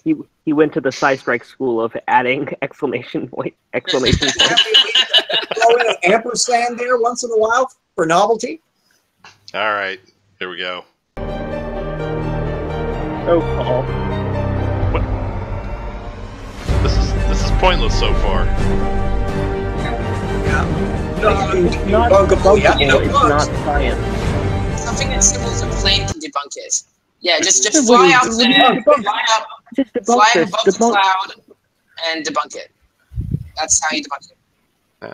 You can't debunk an observation with no context. You're not providing an argument. Just saying, this is an observation. Debunk the observation. You only debunk. You sort of can if you just get a plane and just fly it up there and see. And when you get into the cloud, are you going to bunk your head on the sun or something? Because you just go above the cloud. Well, then after you bunk your head on the sun, you have to go and debunk your head on the sun again. Exactly. Yes. And he'll just assume it was the concussion, you see, and there you go. Indeed. All right. At least we're making progress. Is that what you call this? I mean, we're halfway through this nonsense. Oh! Creator gave you eyes, but apparently not a brainstem to this Tanya. The creator also gave you the P900. The holy glory of P900. See! Exclamation mark! Exclamation mark! Exclamation mark! The dramatic music is a bit much for this as well. Yeah, it's really that's part of the Like I said, the worst part about this is you have to make all his arguments for him. He's not provided any arguments in this. We have to make all the arguments for him. Pretty much. I was really hoping he was going to say a little more. Earlier on, there was some talking, and he said the moon is stuck in the cloud. Now he's not saying anything. He's just showing pictures. It's not fair. And daring us to debunk. Indeed. Okay. That's related. That's not really related. No, it revolves around me. That's not related to clouds or the sun. Well, I mean, yeah, the sun, I guess. It's not even it's technically not even related to flat Earth. No. Earth revolves around you too. Now, which, you see, what we have to wonder is, which one of us is he actually talking? I'm thinking RJ, it must be you. Yeah. Yeah, it revolves around you, and I'm the only you here, so it must be revolving around me. That explains a lot, because I never see your sun, now do you? Huh? Indeed. All right. I wish it's fun. Just say something. Give us something here. That a carnival would be better. I think the tail stripping across the blackboard would be more appropriate. I mean, can we just...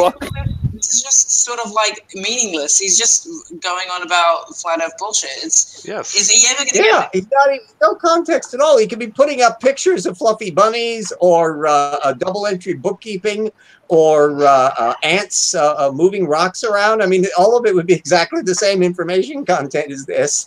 It does seem to be. I mean, I've seen clouds. I drive around all the time. There's always lots of clouds. I mean, at least with like ants and stuff like that, we could at least learn something. If we're just saying, oh, look, clouds exist.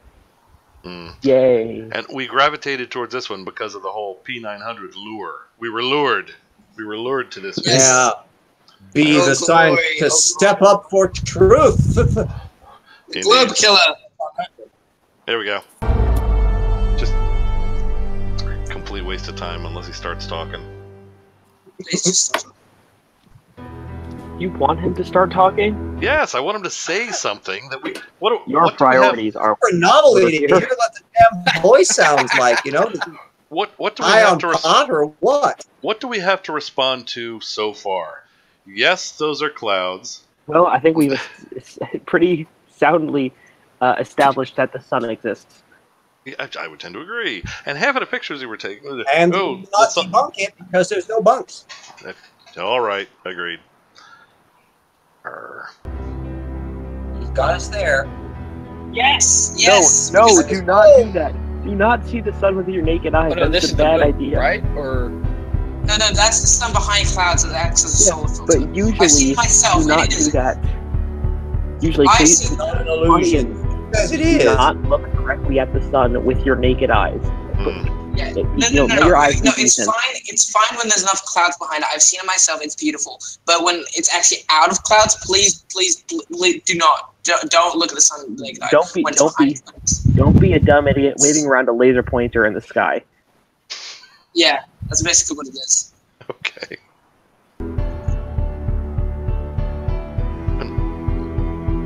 Just say what you're trying to prove. Say what you're trying to prove. What? Someone called me? This is a very compelling video. I'm almost tempted to join the club. Yeah, the sun is definitely behind all these clouds. It's fairly obvious. How long is this video? It's only 10 minutes, and we're more than halfway through. But you got to keep in mind. It's already done a very, very important thing of helping a lot of people realize that our sun actually is a white star, not a yellow star. Yeah, but see that maybe yes. Which I mean that is actually true. Our sun's not yellow with nitrogen in the atmosphere and all. Common misconception. Oh, Pheno point. He's doing science again. Pheno points out, and peekaboo makes the sun go away. Okay. I am currently in the progress of writing a new "Oh Father who art in heaven," but a Nikon P900 for the flat earthers version. Looking forward to it. Right, now you need to get that to peer review to him to put that into a fire organ or something. Indeed. Yeah. Now Andy said there was a benefit to this video because you can see the sun is white and all that sort of thing. But see, it's not necessarily a benefit to this video. It's a benefit to who this individual is. Right. But what I'm saying I think he's trying to be Ansel Adams black and white here, so we really can't tell a heck of a lot about his color balance here. Any positive that you may apply to it now, think of this interesting little tidbit. It's a 10-minute video. In the last 10 minutes of your life, are you going to regret us wasting the time watching it? That's the question we have. The question is, does it even have the intellectual content of a Michael Bay movie? That's I would like him to say something so that we're just watching pictures of clouds, for God's sake. Listen, if something doesn't explode, I want my money back. You guys are missing the Bring bigger back the pug picture. cloud. Bring back the pug cloud. All right. You're missing the bigger picture here, because before the internet, this guy would be standing out on a street corner staring at the sky, and you're just waiting to cross, and then he's going to rope you into a conversation and then say all of these things. Now he can stand out, stare at the sky with a camera, and then go put it on the internet, and he doesn't have to bother you. Okay, so it's a safety issue as well then. All right. So by us watching this video, he's going to continue to make these videos and not bother people just waiting in line at Starbucks. We are doing the world a service. So it's a public service again. sort Will of the thing. pain never end? All right. Here we go.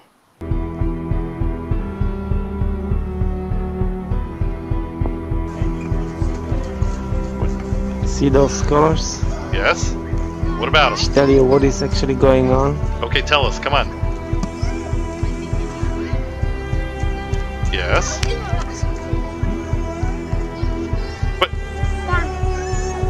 That's too quiet, No. Oh, there's the water. Oh, that was photoshopped. Says you. Oh, yes, says me.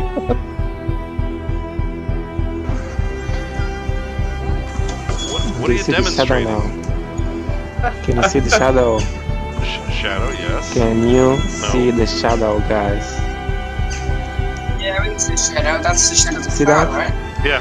That's the shadow. Look. You stand in the shadow of the cloud. It's the new foreign concept of this guy. It's called shade. So here's a question: why doesn't this guy send his photography and videos to like some I don't know, scientists to evaluate his claims and then maybe go for them, or is he just going to be an ignorant little shit? I believe he thinks I think he's got the ignorant little shit thing down. That would be his comfort zone. So I forgot what study it was. He majored in community college. Did anybody notice RJ is getting harsher? No, just photographers in general. Just send us. Yeah, why can't you send stuff to professional photographers and ask them about it? I don't see that coming in the near future. No, it won't happen ever. Not even scientists, just photographers. Go on. Here we go. Look! Hey! Yes, there's the sky. Oh, too near me. I don't know, guys. I think this is a pretty compelling video. Much compelling video. Yeah, but what is it compelling us to do? It's compelling us to leave. Such video, much compelling.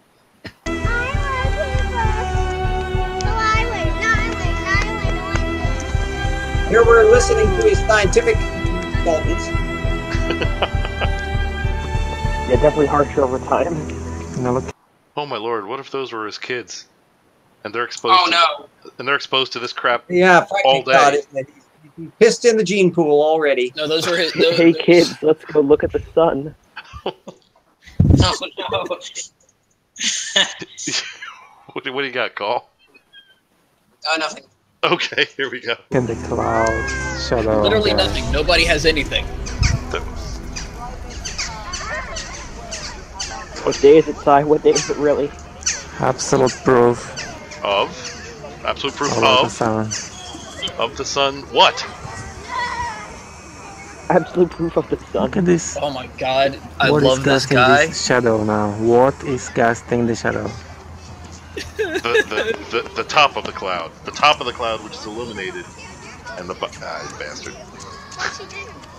I'm gonna do this. This is what I'm gonna do with my YouTube channels. I'm just gonna get drunk, go out and film things, point at it, and be like, "See, that's proof." See, and look here. Make money off it too. A lot of arrows. Yeah. Perfect. Occasional like weird Photoshop swipes for no reason, even though the scene isn't changing at all. Like, yeah. Just the whole nine. All right, guys. And What we have here is absolute proof. Lots of incomplete sentences. Absolute proof of what, you may ask? Good question. Wow, look at that cloud up there. Doesn't that look We have absolute proof here of what? Hey, look at this butterfly. You know, we could have a load of fun if we all looks very collaborated. cloud-like. If we all collaborated on a Poe channel, we could have a blast. We could steer these guys around the Maypole all day. All right, I'm hitting play. Hey, if we start now, one of us may be invited to speak at the Flat Earth Conference. Ooh. I want that. There is no amount of money that I would not pay to get an hour at that conference. Yeah, I would want to speak at a conference and go, first of all, you're a bunch of fucking idiots. Second of all, stop with the P900 bullshit. Third of all, go to the Southern Hemisphere and observe the Southern Sister Pole, you dipshits. No. See, I would like to string them on. See, my plan would be I would just go to Google and just download a bunch of random slides from different presentations. And then at the end of each slide, I would say, now, if you bear with me here, we're going to move to the next slide and then just start explaining whatever's going on in that slide. Now, if you bear with me and then flip to the next slide and see how long it takes them to realize that I'm just bringing up random pictures from Google image. If you can get them to contribute to me in the process, then that's even better. There was a funny comic I saw of this guy putting up, of the janitor putting up a sign on the bathroom door saying, in order to open door, turn this knob here, and it was poking down towards the door knob. And then a guy comes over and is like, oh, come on, we're not that stupid. You don't have to put the sign up. The janitor says, I beg to differ, and he looks over to the sign saying, Flat Earth Conference today. I mean, it's like I bet that will happen on at the Flat Earth Conference. Entirely possible. I am willing to bet that will happen. All right. Well, we shall see, because I'm fairly sure Hill is going to trick me into going. So. Oh no, it's sold out. It's sold out already? Yeah. Oh, no, because I'm part of the Illuminati. We could sell them ladders, climb up to visit the sun in the clouds. How the hell could that be sold out? Why would all these flat earthers even congregate together? I mean, couldn't the government just like sweep the area? I mean, for fuck's sake! It is not a good tactical decision. I agree. It's not a good. They could just. It's such a bad idea. All right. We're closing in on it here. This is good. Oh, Jason, you think they're going to cancel it and run off with the cash?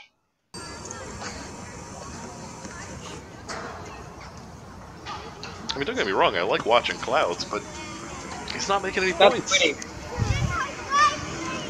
I go! Here I go. I'm not listening anymore. Your shit, Dad. I mean, this is kind of pointless. Why can't we just move on to the next video? We're just seeing clouds and stuff. Yeah, I hope you're not looking for me to disagree. Notice. Notice. Oh, he's going to tell us something. He's going to tell us something. Notice. Notice. Yes. Notice what? What are we noticing? Say it. The sun, yet the sky is covered in clouds. Okay. This is some kind of... it's a solar filter, you idiot. So this is some kind of revelation. It's a revelation. Ever seen the sun without clouds? We stared at the sun. We experienced a conspiracy. Span of a piece of dried toast. That would be appending to the piece of dried toast.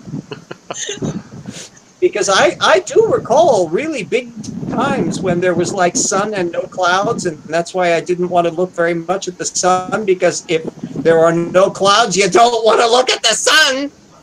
It's a fucking solar filter. Does this guy not understand filter? Oh, right. These are the same people who didn't use solar filters in their sun size experiment. Yes, exactly.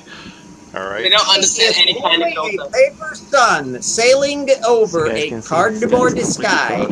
Not only do they not understand these solar filters, they also don't know how to filter out bullshit. Oh wait, he said something. Hold on, let's back up.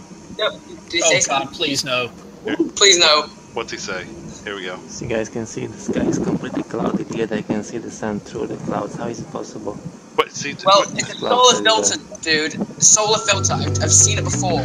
open your mind. I've seen it as well. It's a soul fucking film. I think somebody should fill them in on what clouds are actually made of. It's not. They're not like cement. They're made of dreams. All right. He apparently lives in a world where every single day of his life has been overcast. It's an unusual, peculiar feature of where is this? Some little poor, pathetic little zone. Even Seattle isn't that cloudless all the time. Hang out in Belgium a little bit. Hang out in Belgium. It rains 300 days out of the year. So if you can, okay. If you can expose a millennia-old conspiracy just by looking at the sky and saying, "Look, sun through clouds," that is amazing. That's a really pathetic conspiracy. He's a That's damn the impression there. Sun in clouds. Oh, sun in clouds. All right. Last minute. Sleep on it. That one helps. Have coffee. Super compelling video. Okay. You're the center of the okay. Yes, thank you. Yeah, you misspelled your. You misspelled your. Nice. Okay. Oh, well, you're not going to demand a damn apostrophe from the little twerp. I hope you I don't know, All but right, like, this has been driving me nuts. I've got to get it out. Okay. Flat Earth photography is a self-admitted Poe. Really? Is he? He does a lot of DSO. I've had long conversations with the guy. That's why I didn't want to ruin it earlier. You couldn't have mentioned that before. He has his self-admitted Poe. Okay. Look, next time, could you mention that before? Yeah, that was a waste of time. All he did was just look at clouds and go, "Oh, look, sun through clouds." So That's all he ever does. He plays around with the Nikon and he just makes fun of flat earthers by pretending to be a flat earther. He is a great He Poe. offers about as much evidence as Jaren does. I mean, let's be fair. Jaren is never going to admit to being a Poe, but I do suspect he is a Poe. Maybe not a Poe, but maybe he doesn't believe in all the wackiness that he talks about. I think that might be the case because look, he accepts everything. He's not doing it lately, but remember his older videos where the first half hour would be validating every wacky ass conspiracy theory that any one of his viewers could have. So maybe somewhere in between there. Do you want to get onto Flat Earth, arsehole? What do you guys think? It's what are we 2.5 hours? I don't know. Have you had enough shit for one? Have you had enough shit for one night? How long is FEA? Okay, well, keep in mind that Jaren was 25 minutes. FEA, NASA Epic Fail, which I saw a little bit of it, and it looks a lot like some of his previous stuff. This one came out about a month ago. Is 17 minutes. So I think we can manage it. Yeah, you guys decide. I'm good either way. And like we said, it's only 11:35 here. Let's go for it. Here. Let's go for it. Well, it's only 2:35 in the morning over here. I see no reason to delay. Here we go. Oh, there you go. It's 4 p.m. here. Like I always say, I'll sleep when I'm dead. All right, where the hell is the video? Not that. That's a epic fail. That's a. Ooh, yes, we're gonna get some awesome proof of faking space. I've been looking for this for ages. I suspect epic music. There's gonna be a fair amount of. It's gonna be. There we go. Exclamation marks. Well, at least he talks. Here we go. There are no satellites in space. NASA never went to the moon. There are no astronauts in space. Whoa, fucking train. What up, yo? Okay. That was a shit intro. That is what I have to say. Okay. A strong disagree on this side over here. Oh, really? That was by far the best intro we've had. Did you see the jump at the end? Yeah, the jump was awesome. That I will admit. But the music was loud and annoying. Yes, but I mean, thank God for the whole buoyancy and density thing that he didn't just shoot off into the sky. Granted, actually, now that I think about it, that other video was so boring. You could have shown me anything. I would have been headbanging to the Reading Rainbow theme had you played it. So behold, a leaf. All right, let's hear what FEA has to say. Flat Earth asshole here, and today I got a very special guest. He's a friend of mine who lives here in Modesto, and I've known him for years. Mick, why don't you come on out here? Hey everybody. So this is my friend Mick. We've met each other doing shows in Modesto. He's also a performer. How long do you think we've known each other? Well, there's videos online, if people can find them, of us together probably like 2006. 2006, 2007. I used to be known as Solo Bass Jake, and Mick used to do stand-up comedy and sing covers, and we met each other doing a comedy variety show. And we started working with each other recently. He helped me tape for a few videos. The one we went out on the streets with this shirt, he was running the camera for me. And so basically, why don't you tell them why you wanted to show up today? Well, I've found a couple clips. Well, one in particular, I think is a clip that has never been seen before by the public. I mean, a mess up that hasn't been revealed yet. By NASA? Yeah, an original NASA clip from a press conference. Okay. That's a fuck up. This is gonna be when good. you sent me the clip, I had never seen it before, and the video doesn't have very many views, and so to my knowledge, I don't think any other flat earthers have found this clip. But he also sent me another clip that's very popular that a lot of people have seen, and we thought we'd throw that in and make fun of it too. So basically, before we dive in, I want to let you guys know he also has a YouTube channel called Blue Number Media. And what kind of stuff would they find on your channel? Well, if you go way back on the channel, you're going to find local news from Modesto, but it's action stuff. It's actually kind of fun to watch. Police chases, fires, that kind of stuff. Then I kind of went to movie reviews because I got burnt out on that. Then I got burnt out on movie reviews because movies suck now. And then I might start doing videos like this over there. So I definitely want to do more with you on that channel too. You know, so we're going to kind of partner up. Might turn his non-flat Earth mainstream channel into a flat Earth channel. Yeah. Ooh, you know, that's a good move because flat Earth is always trending. It's trending 24 hours a day so much that they're having to roll back views and delete videos because it's so damn popular. They have to lie about how popular it is. Yeah, Drake, because the last thing YouTube wants is views. You know, they hate that shit. So they want without view time. They want viewer time. They want they don't really care about views. It's more about how viewer retention, isn't it? Yeah, I've heard that. Or, yeah. All right, here we go. Which actually that doesn't really make sense to me because, you know, there's only, well, anyway. There's not that many ads in them. Anyway, here we go. Further ado, let's jump into it, Mick. Whoa! And you wanted production value. Drink. All right. Okay. Go ahead. This guy said that he did comedy. You can continue. Maybe you want to put that in air quotes? That's it? No, that's it. Yeah, no, that's it. I'm done. You can continue. All right, very good. Here we go. I had to make sure that I'm not going crazy again. Press conference after the 1983 Challenger mission. The footage that you're seeing was played at the press conference, and then you're going to hear some audio of the astronauts talking during the press conference.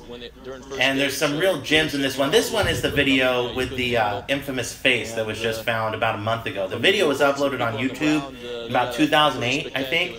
And it just came to light in April. Somebody found the face, and it's been going viral. Now, I know GeoShifter found this video, and then Mark Sargent reposted it on his channel. So it's got a lot of views, but it's such a great video, and I had never seen it until Mick showed me, so I thought we'd go ahead and make fun of it for anybody who just hasn't seen it yet. There's a couple other gems as we're about to get to the infamous face there. Now, watch right here. You're going to notice that the astronaut, during takeoff, is not wearing a pressure suit, and he's not even wearing gloves. That's insane. Is that like a motorcycle helmet that he's got on, too? Yeah, if you notice, you can see like his neck under the helmet, and it's straight up a motorcycle helmet. There can't be a pressure seal there. So his helmet's not even connected to his suit. There's no gloves. It's not pressurized or anything. Don't fighter pilots wear like better looking helmets than that? All right, here comes the footage. No, wait, is it? Yeah, here it comes. Okay. Look to the right. Pay attention to the right.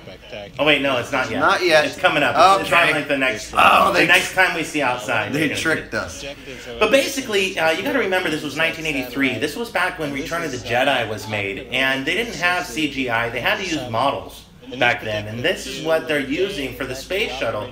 They're using a model that's probably about 3 or 4 feet long, and it's going to be up on like a table or up on something, and just remember, like, go back and look at the making of Star Wars, that kind of stuff, and that's the same technology that they're using to fake this video. So when you see this guy's head, he's one of the technicians, I guess, that was helping on the model. So here it comes. It's right after this scene right here. Drink. Okay. All right. Flat Earth asshole. How in the world did they simulate MeeL? You know, that thing was kind of up in the sky for a long time, and I used to look at it, knowing when it would fly by. I was able to look at MeeL. Or manip. And just like he said, there was not CGI. So you're debunking your own flat Earth asshole douchery? Apparently so. Are you sure it wasn't just in the clouds? Oh, I'm damn sure it was cloudless nights. I could see MeeL, no question. Did anyone have any rebuttal of the of when he said it? Oh, sorry, James, did you want to talk? No. I was just saying, screw my hypothesis. Okay. Well, did anyone have any rebuttal of the astronaut without in a fresh suit? Well, my thought was, and I was kind of hoping that like that he would kind of like go into it, or maybe like give enough rope to hang himself, kind of thing. But that didn't look like that was part of the thing. That looked like that was like filmed for a music video or something. Like that was just my impression. That didn't look like that was part of it. We need to know the provenance of the video. And is it arguable that we really can't trust that the sources for the video didn't splice material, or who compiled this? We don't know. So they just lifted something, and we don't know the circumstances of it. I would say that would be a good argument. All right. Now, don't forget, he promised us something big, like right about now. Yeah. So let's see what we got. I'm wondering if it's somebody taking a shot through the window and into the bay, and the fact that their face might reflect on that might easily happen. Wait a minute. Sorry. Where's our fucking oven mitts? Have not ordered. Trust me, ordered. And then we're going to have a bunch of stupid contests that anybody can win so that we can distribute them. All right, here we go. Wait, before we go on, Sai, where are our oven mitts? Have you explained that yet? I believe I have. God damn it. Here we go. All right, I'm just wondering, are they going to turn around and Sigourney Weaver's going to be standing there going, oh, yeah, or Ian Holm or somebody on there. See, yeah. This would make it worth the watch. If we want to be a little bit more adventurous. All right, I think we're delaying the climax of this film, so let's see what we got. Oh, my mind. As you said, that was basically our arrangement. Our it's coming up. All the suspense is building, Mick. It's coming. Maybe we could have edited this, but we wanted to show you it in real time. In real time. Okay, here it is. Here it comes, folks. Pay attention to the right. Boom! He's looking at the camera. What is that? Who is that? You see that? Oh, Doc! Oh, get out of the shot! Get out of the shot! There's a reflection in the window. Doesn't he realize they're taking that shot through a window? Yeah, well, that is a possibility. Oh my God! Because his head goes in front of the model as well, like there at the end. Yes, there we go. It's obviously his reflection. Film this. Do you want to watch it again, or do you think he'll repeat it? Yeah, let's go back. Let's go back. All right, here we go. That might have been a little too far. Oh, the suspense is building, Mick. It's coming. Maybe we could have edited this. Massive But we wanted to show you it in real time. In real time. Okay, here it is. Here it comes, Get ready. folks. Pay attention to the right. Boom! He's looking at the camera. What is that? Who is that? Do you see that? Oh, duck! Oh, get out of the shot! Get out of the shot! Did you see that? Look, he's ducking down still. You see him? Deploy went very smoothly. Wow, and there's some other stuff going on in the background too. Oh man, we're gonna have to go back and cut this clip up and replay it over and over again, which we've already done, so it's convenient. All right. Yeah, RJ here. The guy isn't in the background; he's in the foreground. It's clearly reflecting off the damn window that they're taking the shot through. Don't they have the foggiest idea? Do they think there's like an open air thing where they're taking the shot non-windowed space shuttle out to that bay? Yipes! This is absolutely ludicrous. I was predicting what was going to happen. Do they also think that NASA would be so fucking incompetent as to like have a guy like behind the shuttle and then getting out of the shot? Do you think they would really that incompetent? That incompetent, really? they missed it. They missed NASA missed it. All this is fake. That before they put the stuff up, didn't anybody watch the special effects first? You know, 2001 has better special effects if this were supposedly fake. Dude, Galaxy Quest. Didn't you guys ever watch the show? I didn't hear what you said. This goofiness right here. Oh, what's that? Tao, are you off? I missed that. Tow's off. I have to go to sleep. I'm too Not tired. not a problem. We'll do your Go back to sleep, sheeple. We'll Thank you for joining us as always, and right. we'll take care of your shameless plug later. Okay, bye. Good night. Thanks. All right. Oh, basic reflections, fooling parakeets and flat earthers. Someone says, do they think the photography techs are translucent? Yeah, like he walks in front of the thing and you can still see through the dude. Like, do they think they captured a ghost? Yeah, that's what she said they said up above there too. It's absolutely ludicrous. Oh boy, this is one of the most pathetic, lamest something that's supposedly sinister when it's obvious what the hell it is. I have seen my reflection in a window when I am looking outside. Obviously, the world is a special effect that was produced by NASA. Yeah. All right, and you see what I'm watching this. I'm wondering why I have not heard from Hillel yet. Because oh shit, we didn't call drink when they said that was fake. All right, it was assumed. Let's have a drink now. Let's drink now. We can do that. Cara? But oh my, Yes, we did. I did not notice that. Oh heck. Wonder what happened. Oh well, I know what happened. It was that last Cloud movie. That put her off.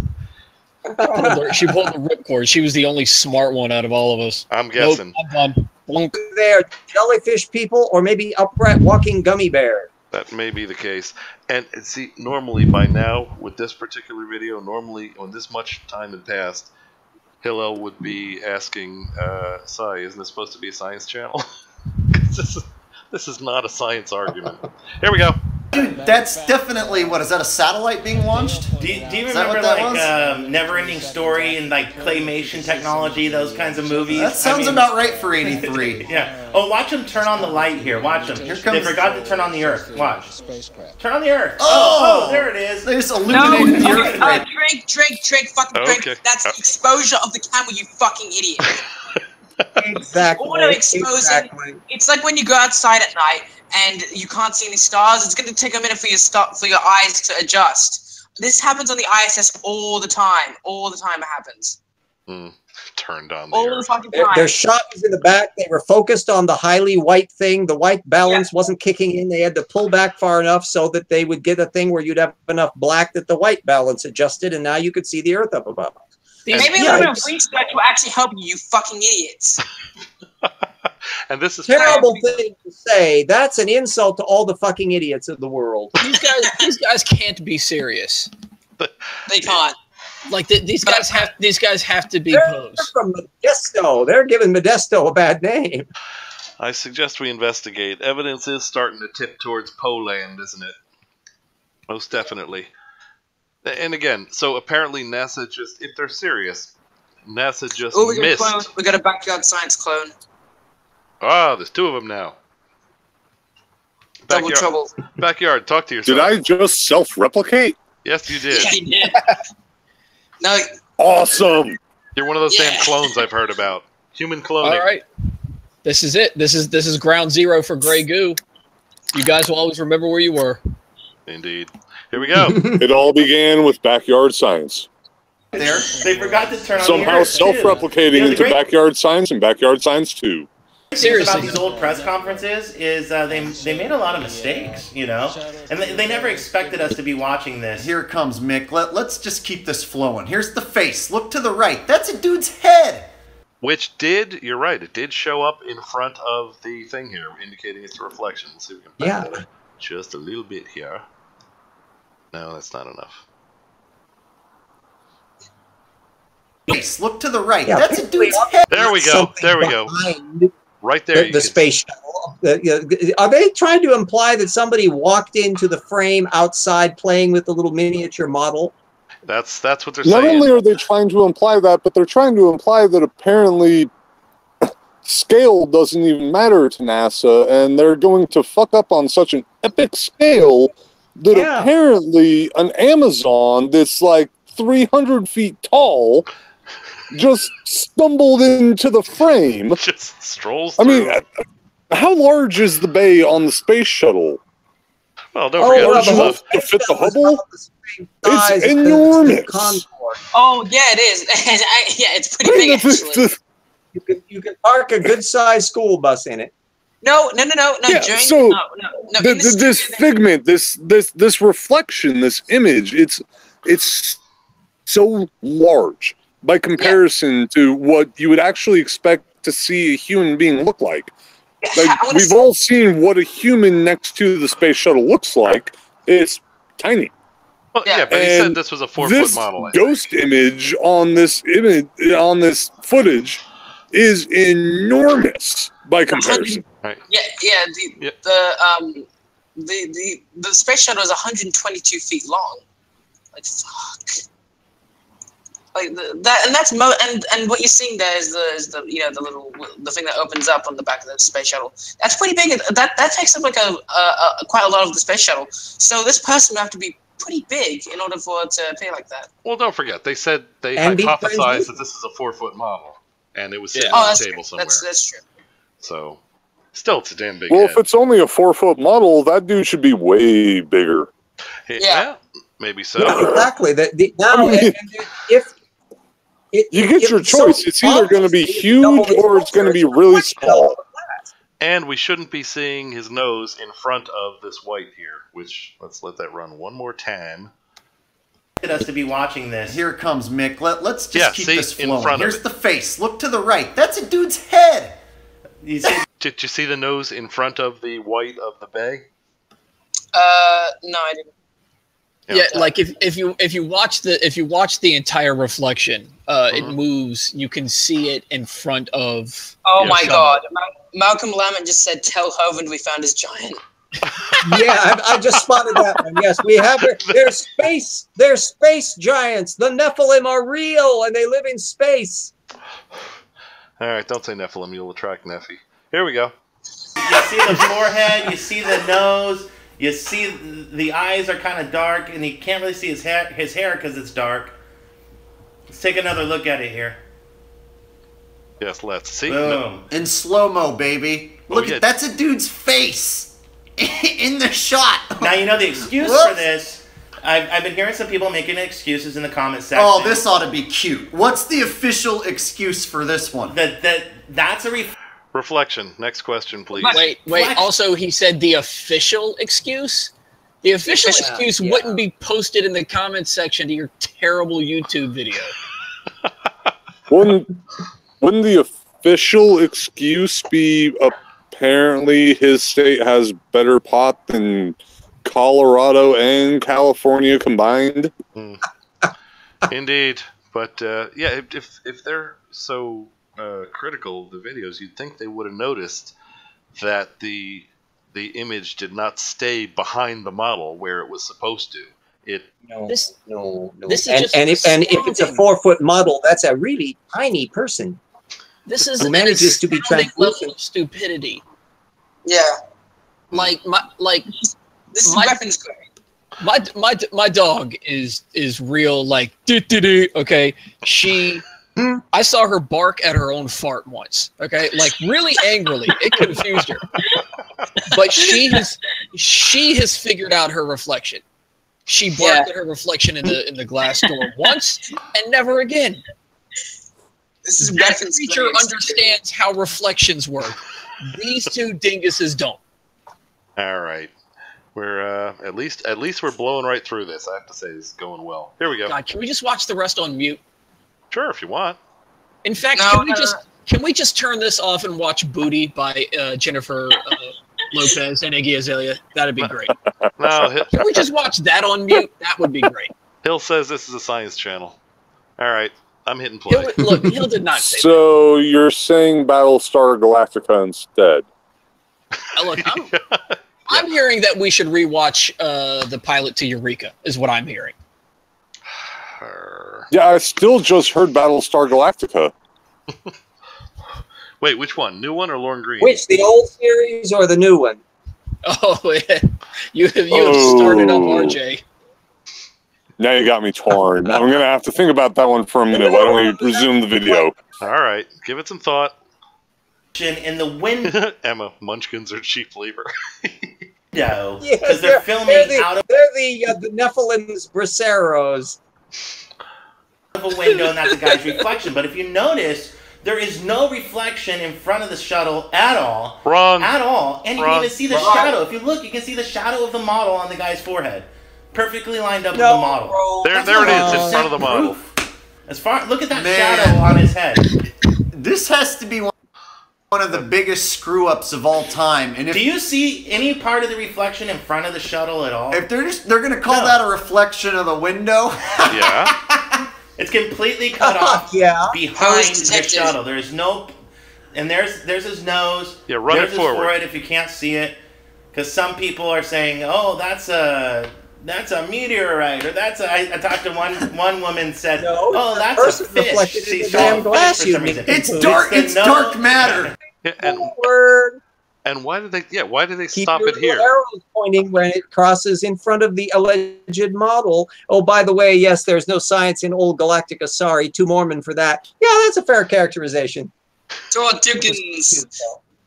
It was just some dark matter. You see the nose, you see the forehead, clear as day. Hey, man, it's proof. And if they faked one thing, to me, they faked it all, too. I mean, when you can find proof like this, show this to your friends. Yeah, if somebody does a video that's as stupid as this, then it must mean that everything, including their comedy routines, are pretty lame, too.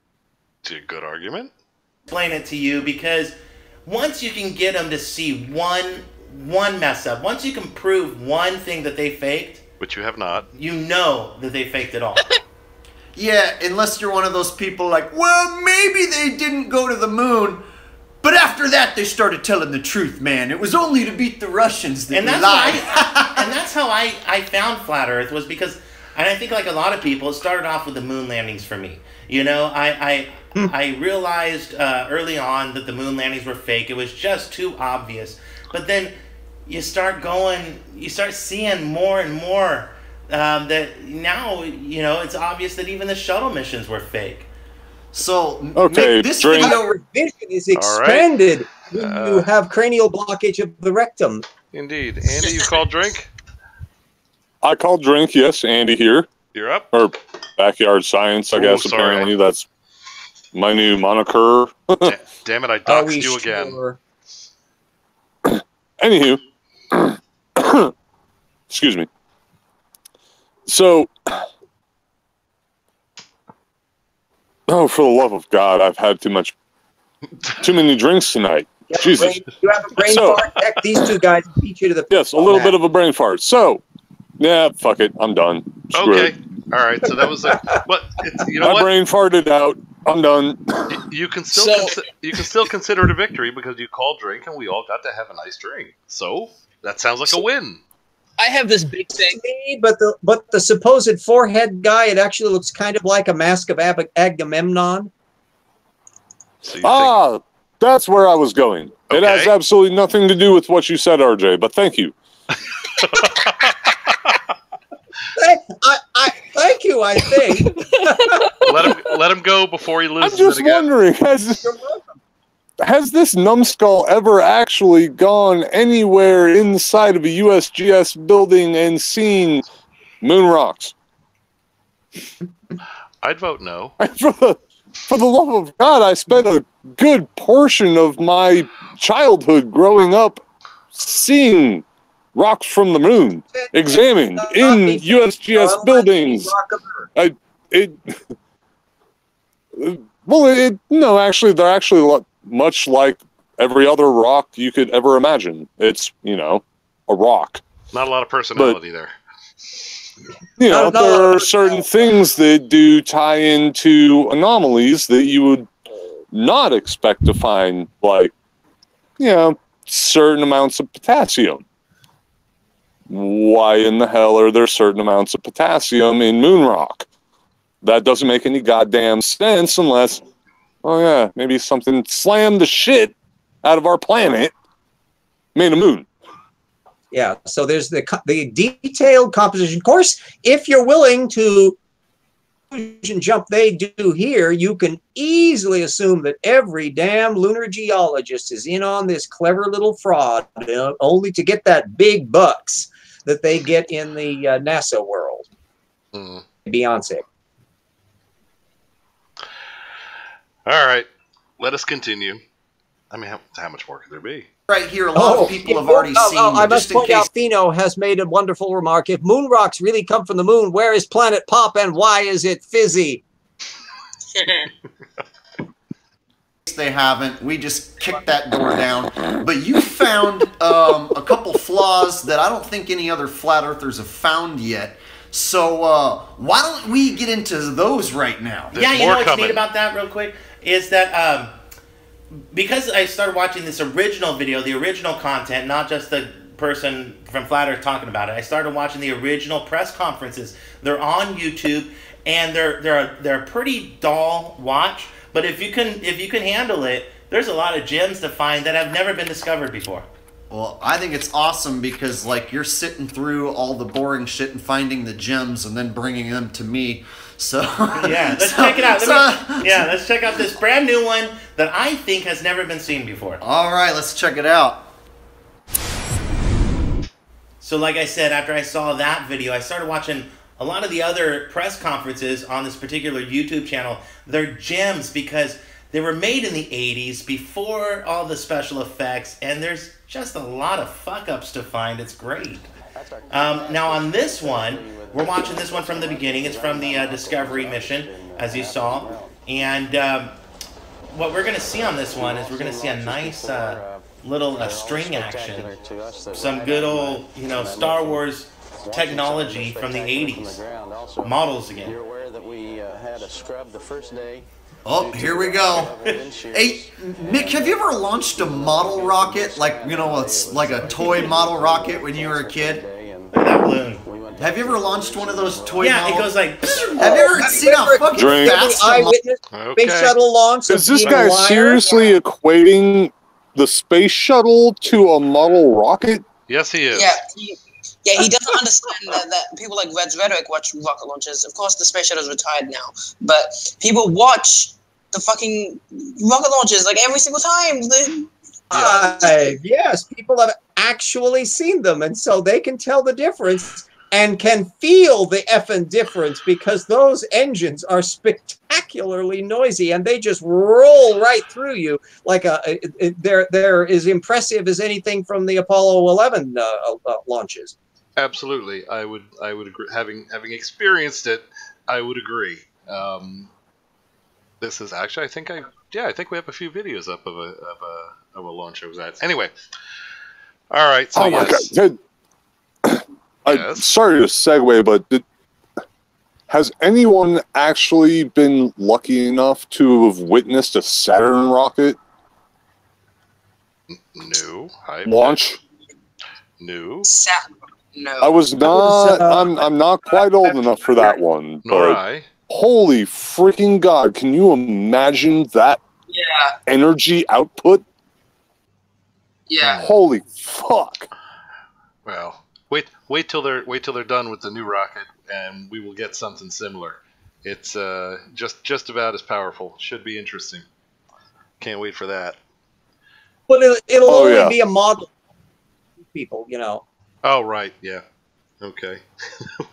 Find all the eyewitnesses or anything like that, because they do the same shtick with what's his name, Elon Musk's rocket things. They imply all of those are models and fake too. So you know, what can you do? Yes, I have not been to a SpaceX launch. That I do look forward to. All right, here we go. Let's listen to some more of this crap. Let me guess, it didn't shoot off into space fast enough. Model rocket takes off, it's like pa-chow, and it's gone. If you've ever launched a model rocket, you know how fast, like a bat out of hell, that thing is gone. How come these ones that are supposedly going much faster, these full-size rockets, how come it looks like they're... I can explain that. Okay, Parallax. These rockets, right? If you watch a SpaceX launch, they'll have a meter on the top right or something where it shows the speed, right? It's sort of gradual, right? But parallax, because you need to clear the area of the rocket launch because it's very dangerous. You don't want to be burned up or whatever. You don't want to get hurt by the launch or whatever. You need to be far away. So these cameras are zoomed in. So the parallax makes it look like it's slow. That's the explanation. And actually, with the space shuttle, that was one of my big complaints. Is comparing it to the old Saturn V launches. The space shuttle wasn't graceful enough. It basically, if you remember the launches, watching them on TV, it looked like they just jumped off the pad. So I mean, compared to the relatively slow initial lift of the Saturn V's, that's what I was looking at the thing. What the hell's that?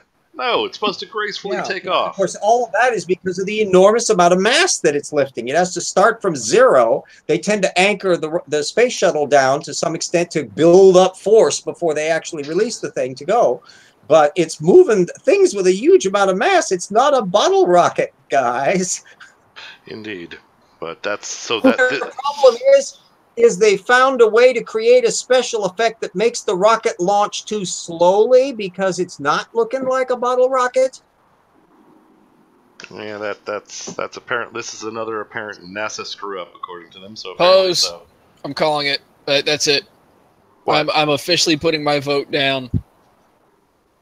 Trolls. These guys are not serious. You think? All right. I mean, like it's so much like stupid. There's so much stupid coming from every level that every person here keeps bringing up like tangentially related points that just like it's to try and get something interesting to talk about. I mean, it's so dumb. Indeed. Yep, calling it. These guys can't possibly be serious. Okay, now think about that for a second, though. Is anything they're saying more stupid than the stuff Jaren has said? It's just they're presenting it in a more animated fashion. I'm not sure about that, but it's definitely not as stupid as the... Oh, wait, that guy was a never mind. I was about to say about photography, but... Well, no, so it's not that the things that they're saying are dumb. It's that their reasoning as to getting there is stupid, right? Every time Jeranism presents one of these things, he at least puts out a reasoned argument. The reasoning is flawed start to finish, and the argument is just bonkers, but he at least shows his work. These guys are just like, no, look, clearly fake, and you don't see the face in front of the thing, even though on the still image they show you, the face is in front of the thing, right? You're also forgetting, well, you commented on my blog where I talked about Flat Earth also and his blue marble thing. You know, you talked about his ignorance and stuff, but like, yeah. So you've changed your opinion now. Do you think he's a po now? Like, so the stuff that I saw was, I'd never heard of him before he did that thing about cool hard logic, which I thought was really funny. Like, I laughed all the way through it. I thought that was funny too. I watched that. Yeah, like legit funny. I wasn't laughing at him. I thought, like, I loved his whole thing. And then he did this other video where he laid out these, like, questions, and they seemed to be decent questions. And I was like, all right, like, but, like, here is your answer, right? And you go through the comment section, and people are doing it out. But, like, this here, right here, this Yeah, like I'm kind of swinging. I'm kind of swinging. I think that this dude is faking, and I think that, like, how old is this video? This one I think is less than hold on. Let me check for you. Yeah, this one, he put up a month ago. This was 1 month ago. Yeah, so the videos we were talking about were older than that. Maybe he's just he wasn't getting the response he wanted, so he wanted to make it clear that he's a Poe. But like these are Poe arguments. Maybe he's an off day. Maybe he's yeah. Well, what we're seeing here is the somebody who doesn't have enough dedication to their work to make a proper piece of flapdoodle, competent piece of flapdoodle. You know, so that's unacceptable. Don't they take pride in their work? Well, I mean, if he's doing this as like a joke, as a like very well-guised parody, then yeah, I mean, no, then he would be taking pride in his work by not putting any pride in the arguments, which is why I think that he's like BSing here. Yeah, it's very possible. And do keep in mind that he's also an entertainer. He's also an entertainer. This might be methods for just getting the name out. That is true. Yeah. So they go into this little stick to do like the guy with the fake of thing, except at least they got a little bit of narration on it. Yeah, I'm inclined to think that is the direction that they're going on. That's another reason why it would be always nice to have a paper trail. If somebody has a website, Jared has a website, right? Yes. Yes, he does. Yeah, whereas if somebody is just doing a video cold, then it can be almost anything. But if they go to all the rigmarole of actually making a website and have links to stuff, and that is a bigger context. Whereas a parody site or a parody thing, they're likely to do much less activity in it. They won't go, unless they're really anal retentive, to try to create all of the background infrastructure of dumb along with it. That's a good argument. You guys are right. You guys are right. I think I'm a little bit too hasty, a little bit too drunk, a little bit too angry. Maybe I was too quick to judge. I'm not discounting Poe entirely yet, but I'm taking my check out of the definite column now. All right, we'll just say that it's something for further investigation. No, let's not. It's one of those mysteries that I'm just never going to know about. Okay. What exists at the on the inside of a black hole? What existed before the universe happened? Where do flies go in the rain? Yeah, perfect. Got it. It's a tiny mystery of the universe in the same way as whether or not Sean Spicer has integrity. Yeah, these are all things that I'm never going to know. So yeah. Right. Snotty beard, correct. RJ does make sense. Well, you know. All right, let's try and get through this. Okay, listen, it's not all snot in that picture. 40% at most. It's frozen snot.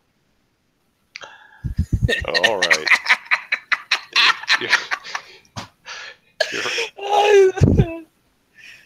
Y'all can go ahead. All right, here we go. As I was going to say, you're right from earlier. If we're going off topic to talk about beard snot, this can't be the best video we've ever seen. Yeah. All right, here we go. They're going so damn slow. And not only that, you can also look at missiles, like missiles being launched from battleships. I mean, those take off like a bat out of hell, too. But it seems like once NASA gets a hold of them, they slow way down. I swear these look like they're full of helium. Like it's rising about as fast as a helium balloon would. You know what I mean? Like they just fill the rocket full of helium and then the fire is just all for show. I swear my model rockets when I was 12 years old were 100 times faster than that. They would disappear. Not at this point. Not at this point. And they don't go as big and they're not as large. You try to build a model rocket that's the size of a 747 and see what it does. The space shuttle is huge. It makes it so even if it's going really fast, it's going to look slow. I don't think is that parallax? No, that's not parallax, but it's just. And plus, it's got to go up to 18,000 miles an hour. That's not how fast the rockets that are shot out like some Ajax missile off of a an Aegis system on a naval ship. It's not going very far. It's also going in a ballistic trajectory, and it runs out of fuel pretty soon. It doesn't go hundreds and hundreds and hundreds of miles. The missiles launched with submarines are quite small compared to the space shuttles. So, of course, they're going to look fast compared to the space shuttles because the space shuttles are huge. They're huge. So, of course, they're going to look slow. Also, there's another factor. They have to maintain acceleration. This is so easy. Ballistic missile off of a submarine does not have to worry about acceleration. Whereas if you pull 10 Gs on your space shuttle, I'm afraid you're going to have a little bit of a problem for the crew. Yeah. All right, let's see if we can wrap this up fairly quickly. Appear and be gone within a fucking second, and this thing like takes for look, and now there's the fake curve of the Earth. There's the curved horizon there, and a lot of people that fly airplanes, I guess they fly that high because they can swear to God they've seen that. Yeah, people who say they see the curve from an airplane, I guess that's how high they are. Yeah. There's a cop-looking dude. Yeah. Okay, can I just want to go a little bit right now. First of all, drink. Okay. Second of all, is that here's something that I know that globe earthers, for lack of a better term, are saying that, oh, we can see from an airplane. Oh, we can't see from an airplane. They're all wrong, and I'm right. Well, I mean, I am right. Because the truth is that it's all about field of view and height. It's not just about height. It's also about field of view. Your how much of the horizon you can see, or if it's just a tiny little window, right? You can see the curvature from an airplane, but you need to go into the cockpit where you can see all around you, like what Wolfie6020 did with in his videos, where he looked around and saw the curvature. You can't just be in like those little tiny windows on an airplane, passenger windows, and just see the curvature because the field of view is not that high. It's not really that much. You need to be in the cockpit, but after 9/11, which is a whole different conspiracy, you're not really allowed in the cockpit anymore. Only the pilot and the captain are. So there you go. That's what it's about. Field of view. It's not just about height. Field of view has a big part of it. Yeah.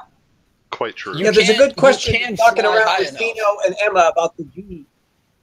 There, 4G, 3G. I'm not at all sure. I can't recall whether there's a brief moment where they actually pull 5 or 6 Gs, and it doesn't last very long. But I know that it's at times more than you would get on a really severe roller coaster. But the fact that it goes on for quite a bit. But somebody can check out on that because I'm just running off my memory here. If the space shuttle is fake, why is it that when the space shuttle was still being used, when you could take a telescope, see the ISS, and what's that? Is that the space shuttle next to it? You know, so it is. And then they put the little 4-foot model onto a little teeny 4-foot 747 and fly it. And of course, then the military apparently waste all of that time launching completely imaginary space shuttles for space missions, putting up imaginary satellites for the Defense Department. It's amazing all the stuff that goes on behind the scenes of the model. I just imagined a bunch of hardened military dudes at Area 51 flying model planes around going, yeah, there we're going. Boy, we sure got those guys. Better not let any of this film footage out, though, because then they'll spot the reflection in the window. Yeah, quick, walk in front of the camera. All right. Here comes more. Space if they're floating, right? Yeah, exactly. There's no such thing as doing. Dude, look at that guy. He's just like chilling in like a polo shirt and sunglasses. Sunglasses while you're on board a space shuttle. Oh, so one more thing. Just pause the video. This is something I didn't notice at first. This is something typical flat earthers. They think that watching videos on the internet can expose a global conspiracy. Just take that info moment. By watching videos, you expose a conspiracy that's lasted for 60 years. Indeed. Actually, you've exposed a conspiracy that goes on a lot longer than that, depending on who you're talking 2,000 years. Also, can we rewind just a second? Sure. On the video? What do you want to say? And to see the upside down people relative to other people? Keep going here. Just hit play. I'll call drink when it's time. Polo shirt and sunglasses. Sunglasses while you're on board a space shuttle. Break. Can we all get a drink for that man's glorious mustache and sunglass combination? Yes. I mean, yes. I can't begin to describe to you how happy I am knowing that this human being existed, that I shared the same race with this man, that hair, sideburns, that mustache, the glasses. And I am not being sarcastic here. I am legit envious that no human being can ever pull this look off again, because this dude here owns this. Yeah. Just to show you how frightening it is, around this same time in the 1980s, because it was after the eruption of Mount St. Helens, I let a mustache grow, and I did have sideburns, although my mustache was not quite as bushy as his. And if you think my mug now is a frightening sight, you should have seen me with the mustache. Oh, man, I just, I'd have loved to have seen it, but we have this. Let me get a screenshot of this real quick.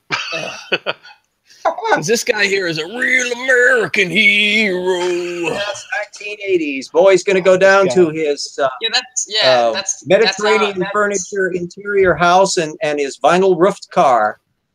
Yeah, because they're saying that we have ad hoc excuses to why these people are wearing well. Well, it was the 80s. I mean, come on. That's our ad hoc excuse, Feta Fossil.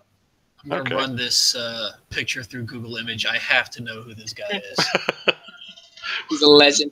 No wonder he got into space. Maybe he didn't get into space by training. Maybe he just got in because he looked fucking awesome. He literally just drove a motorcycle up to the launch pad. That's it. Eat bad news. Bad news. David says it's a CGI mustache. CGI mustache. Paulogia, if this is really the 1980s, where's the cocaine? Gotcha, Nasha. It's all you can see it on the tip of that dude's nose, right? That dude don't do science. He's there to look cool and do cocaine, and he's all out of cocaine. Look at him, just looking cool. It's actually Jeff Goldblum, the early years. Let's try and get it over with, guys. All right. Shall we proceed? Or have you gotten your screenshot? I want to live in this moment forever. No, Eat, come on. It's good, but we have to go on. We have to get the show over with. Absolutely. I need my plugs. All right, here we go. Okay, now here it comes.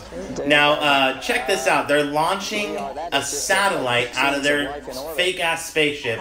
Watch what happens here. Is this for the fuck-up-is, Mick? Yeah, it is. Watch. Watch. And so this is a TV pay close attention here. TV picture of the deploy. It looks... Ding! What the hell's that? Now what was that? Now what were we looking at, Mick? Can you tell us where to look and what we're supposed to look for? What we're seeing is the light reflect off of a string, and some people might say, "Oh, it's an antenna," but if you look straight ahead of this, there's no. Did someone call drink? RJ, was that you? No, I was just saying string. Oh, yes. I want to see the string. They'll show us the string, I'm sure. Antenna on the top of this. There's no antenna, no string. Now, as it goes up, you're going to look for this little flash. At the very top of the screen, watch this flash of a string. Oh, I saw it. Here it is in slow motion. You can see clearly that the light hits that fish string or fish wire or whatever it is right at the right angle, and we get a great look at it. So it's just being jerked up in the air on a cable, basically. There's the cable. Yeah, it's like a cable. Yeah, definitely. There it is. Look at it. Yeah, you see the light glimmer off of it. There it is. Oh, they got lazy. They could have edited that out, man. Let me tell you what's going on here, too. I mean, this was in 1984. When they were editing this, they were probably looking at it. Okay.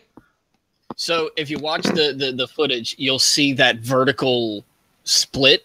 Yeah. That reflective, that reflective, I guess you would call it an article. You'll see it continue down through the thing that is supposed to be pulling up. Yep, it's not at the top of the thing like it's being pulled up from the center. It's a reflection that's extending down into the actual craft, and so it's a flare. It's nothing to do with that. Boy, these people are inept.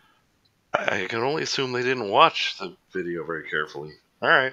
A 19-inch television screen that was black and white. They were cutting real film. Yeah, they were still snipping film at that time. We had a 25-inch color television set in 1984. You damn bastard! Now, I think the excuse for this is probably going to be, well, that's some sort of antenna on the top of the satellite.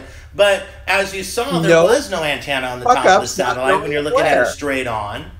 And it just hits that, the light hits that string, and I think that they just missed it, and I don't think they had any clue that in the year 2017 we'd be watching this on YouTube with high definition screens and through the window being able to again. break this down. Wow, good find, Mick. I mean, clear as day, that's definitely a cable attached to what they're saying. That's a satellite launch, right? Is that what It's not even close. Good heavens, it doesn't match up at all. It's a lens flare line thing. Yeah, they're saying that it's so that's a cable definitely just jerking it away from the camera view, and you don't see it beforehand, and you definitely see it there at the end. Wow, I gotta say, that is a great find, Mick, and to my knowledge, no one else has found this one yet, so hopefully this could be a really good kick in the balls for NASA, and maybe we can get this video to go viral, and we can get all my fans and friends to share it, and hey, it's clear as day, because it's also a telephone. I mean, try to get your friends to tell you. Try to get your friends to tell you what that is, and get their excuses on camera. Window again. Send me your friends' excuses. I'd like to put together a video where it's people's excuses on what the face is and what the wire is, and then I can make a video of everyone's different excuses. That would be hilarious. You know, it was a real honor to find something that I think is a new, fuck up from NASA. And the way that I did that is something that I hope you guys start doing too. You saw the name of that YouTube channel. What was it? The International Federation. International Astronautical Federation. Something ridiculous like International Astronautical Foundation or Federation. It's on the. RJ, did you call drink? Yeah, RJ here. If you'll notice, you don't have to back it up, but you'll notice the little part where there was a bit of a flash of red across the screen. Yes. We're following the logic of their air quotes logic. I guess a banner pulled by Chinese acrobats in favor of Mao Zedong's Soviet People's Republic of China pulled something across the front of that during that special effects shot to protest their issues with Vietnam. You see, if you start looking at it real closely and forget the fact that you're getting lens flares and stuff by definition because of the things that we're seeing in this rather blurry photograph. It's always not the original film footage. It's off a video camera pointed out through the damn window, focusing in, because if you know where that is in the back end of the craft, in order for you to be seeing it that close in frame, they're telephotoing in. That just magnifies the circumstances of it. Boy, these guys are pathetic. Also, if you follow the line, you'll see that it continues down to the very bottom of the frame. A wire pulling the goddamn thing up.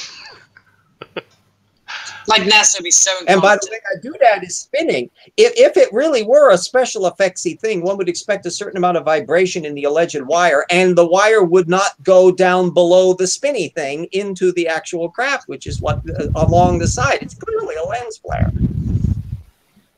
Indeed. All right. In fact, what it's reflecting off of, it could be a seam in the window. It could be even a reflection. Could be even a reflection off of the material behind the screens, because we don't know exactly the provenance of how this damn thing was filmed, and these Hanyaks obviously have no interest to find out. So it seems. They're poachers. Well, the good news is there's only 2 minutes left, so let's see what we got.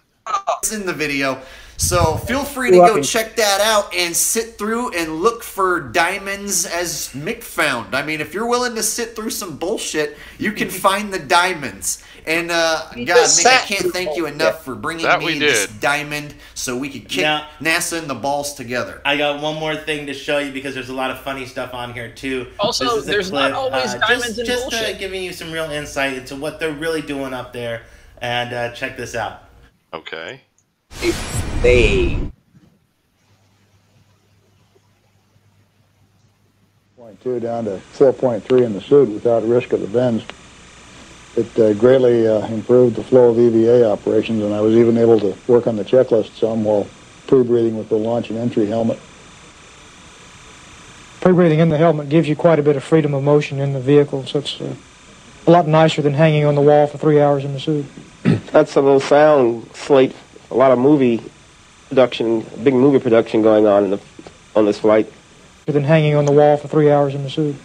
That's a little sound slate, a lot of movie production, big movie production going on this flight.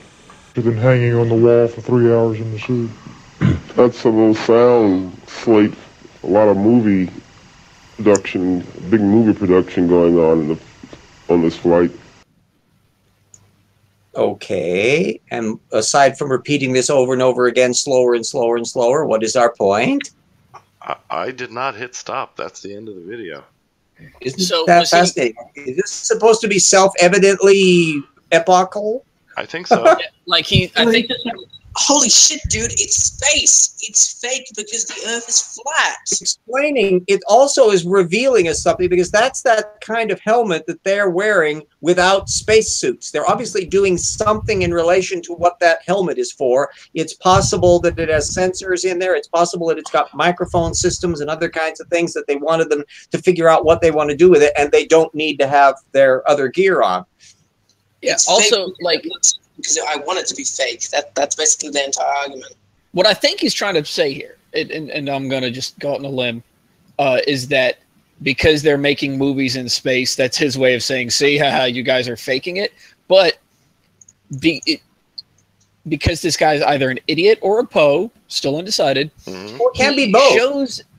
He shows a clip of that dude with the sound slate, and the guy spins it in such a way where it spins on three axes. Yeah, it's in free fall and doesn't move. That is literally impossible without all kinds of like wire coordinating and stuff. Unless, of course, it would be on the Vomit Comet, and of course, any of that would involve having to have stuff last only a short amount of time, because they did Apollo 13. In the Vomit Comet, so you can pull a little bit of tricks off. But theoretically, they could the Vomit Comet exist to find out whether that was in use. Like was it around back then? The Vomit Comet, that was used always to test things all the way back into the Mercury days. It was the only way that they could experience free fall. But by the time then you get down to Apollo 13 in the 90s or early 2000s, whenever he did that, they realized that the only way to really free fall for any amount of good shots was to actually have free fall. And the only way you can do that without actually going up into space is to do it on a ballistic orbit like that. But it doesn't last very long. So they built an interior set. But the Apollo 11 thing is relatively tiny. And you can fit that kind of a set inside of the Vomit Comet. This damn thing is way too big. The space shuttle is. All right. Well, that's we have survived 3 episodes of just blinding stupid. That being the case, I'm fairly sure everybody knows what time it is. And well, even if someone's not in a plugging themselves mood, all of the links from previous plugs are in the video description already. But let's run it through, shall we? Call, you ready to plug yourself? Yes, my name is Cal, or Calsto is my name, and I host a blog called The Moderate Atheist, which I will link in the thing, in the chat now. I just debunk flat Earth stuff, and one of my peeves with this video is that the thing is though is that NASA is so incompetent as to have a head appear behind the space shuttle, and yet are competent enough to make cloud patterns appear exactly the way they should be, according to weather satellites from other country. If you look on the blog, there'll be the HIMARI -A and the ISS. If you click on that on the right. So like they make them appear like exactly the way they should be. I'll leave a direct link for that. So they're incompetent enough to have a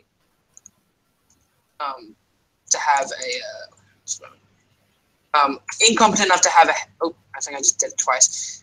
So they're incompetent enough to have a head, but they're competent enough to have clouds appear the way they should be, compared to other weather satellites from other countries. So it's a kind of paradox. But yeah, I just debunked the flat Earth and stuff, so check it out. You know, that's me. So yeah. Wait, one thing. I'm also part of the Illuminati because I live in the Southern Hemisphere. Yep, there you go. That's it. All right. Well, thank you. How long do your batteries last on your Illuminati? Battery? Not sure. All right. Eat, you're up. So I'm a nobody, but you know who's not a nobody? Who's not Tao. a nobody? That's right. Tau City Alpha. Find link in description. Check some of his stuff out. He does a really good job of compiling different flat Earth videos together in a compilation to kind of show that their arguments don't line up. And all he's doing is he's letting one person make an argument and putting another it's really good. It's kind of a cringe compilation kind of thing. It's kind of hard for me to watch, so I can't imagine how much time that he had to put into watching that. Also, Desertphile, subscribe to him. Criminally undersubscribed. One of my favorite YouTubers of all time. And that shocks me, considering how everybody knows who he is.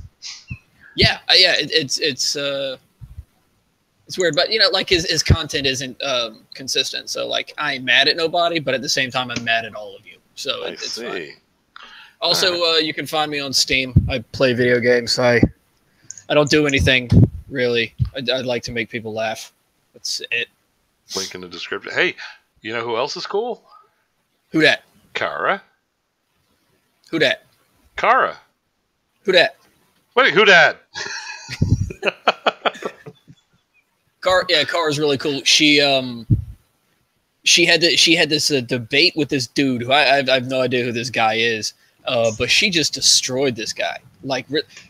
Cara doesn't talk a lot, but when she does, oh my God, does it hit? Yeah. She's just mean with her brevity.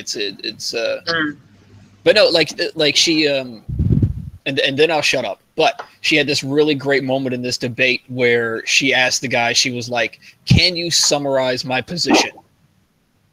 And then he went on blathering about something else, and I felt like she should have hammered that home. But yeah, when she asked him that, she, in my opinion, won because he couldn't summarize her position. He couldn't summarize the argument that she was making, so he just went on doing some other stuff, I guess gargling or whatever it was he was doing with the microphone. Not a listener. Okay. Yeah. But yeah, it's and you will find a link to Cara's stuff in the description as well. Yeah, I mean, I don't know these things. Well, now you do. Look at that. Now I do. Yeah. Look at that. I'm subscribed. This is for the yokels that haven't subscribed. What are you doing with your life?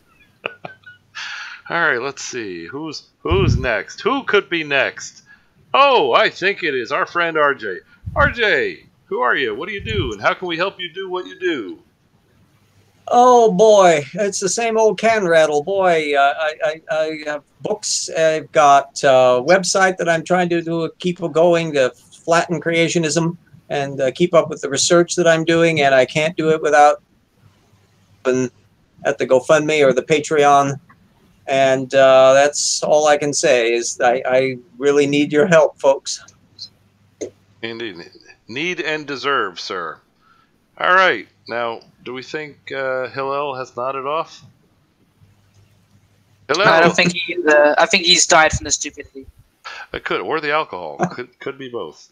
One drink too many. Indeed. We're probably to blame for that. All right. Bring on the plug. I think it is about that time. Let us. We're not even going. We're not going. Pheno is just jumping in. You have a weekly evolution hour on YouTube. Yes, I can. Oh yes. How do we not mention that? Every Wednesday, 8 p.m. Eastern time. Don't miss it. RJ does a stellar job, and the after. I usually can't make it, but next week I'll be able to make it. Oh, that'll be nice. The after show is a lot of fun too. Everybody you know to help out at Patreon or the GoFundMe, and I've got the In fact, if you and Eet MeeL can say that if you read my novel too closely, you'll hear my voice. Oh yeah, no, it was really haunting. But I've gotten used to it now, so it's fine. It's not quite as spooky. All right, got it. No, I've got the same thing going now with the evolution slam dunk. Like I've gotten. Not only do I hear your voice, but I read the sentences in the same pace that you speak. Oh wow! How far are you into it? Not very far. This and the book is all the way over there, and I'm wired into the computer. I can't get it. I'm like maybe. Have you gotten into Dwayne Gish yet?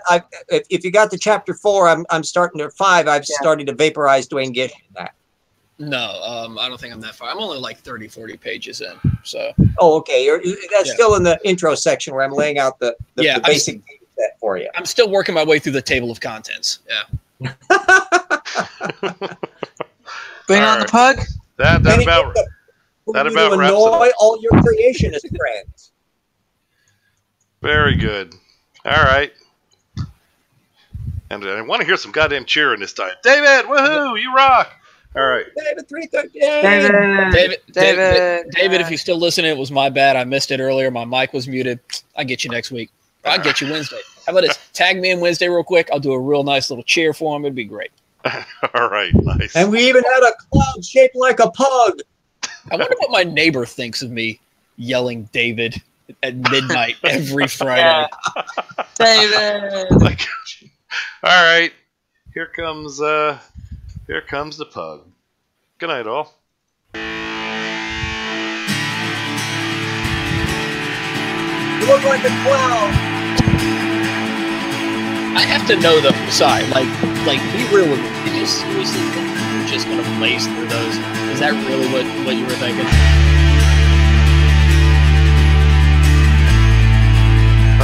Nothing to say for yourself, I said. Okay then. Actually, were you talking to me? Yeah, I was talking to you. Were you talking to me? I did not hear you because I had the song too loud. Re-ask your question. Did you really think that we were going to just blaze through those? I really thought so. They were short videos. I thought, yes, I did. It was 25 minutes. It was a Jeranism video. Yeah, but I thought Jared is too much of a gold mine. He's such an interesting little nugget to unpack to see how he thinks that the stuff he's putting together means something. Like, Flat Earth is so dumb, I had to bite my tongue through that whole thing because there were so many questions I had, but they weren't relevant to anything that he was saying, so I was just going to, like, let it go. But I have so many questions about Flat Earth. I love the little map with the compass on it. That was absolutely delightful because it realized that here he is using a tool kit that doesn't make sense in a Flat Earth context, but he seems to think it does. I'm telling you, that's got to be the new thing. They're just the human centipedes of the internet at this point. Like they just recycling old arguments, just passing arguments and videos around. Because those videos that RJ's talking about weren't even Jaren's. All right, I'm gonna head off now. You guys have a nice night. It's actually if the time zones are so weird, it's actually 5 p.m. for me. Well, and it's winter down in your neck of the woods. Yeah, it is. All right. Well, thanks for joining us. It was good to see you. Good hearing you again. Have a good evening. Be safe, dude.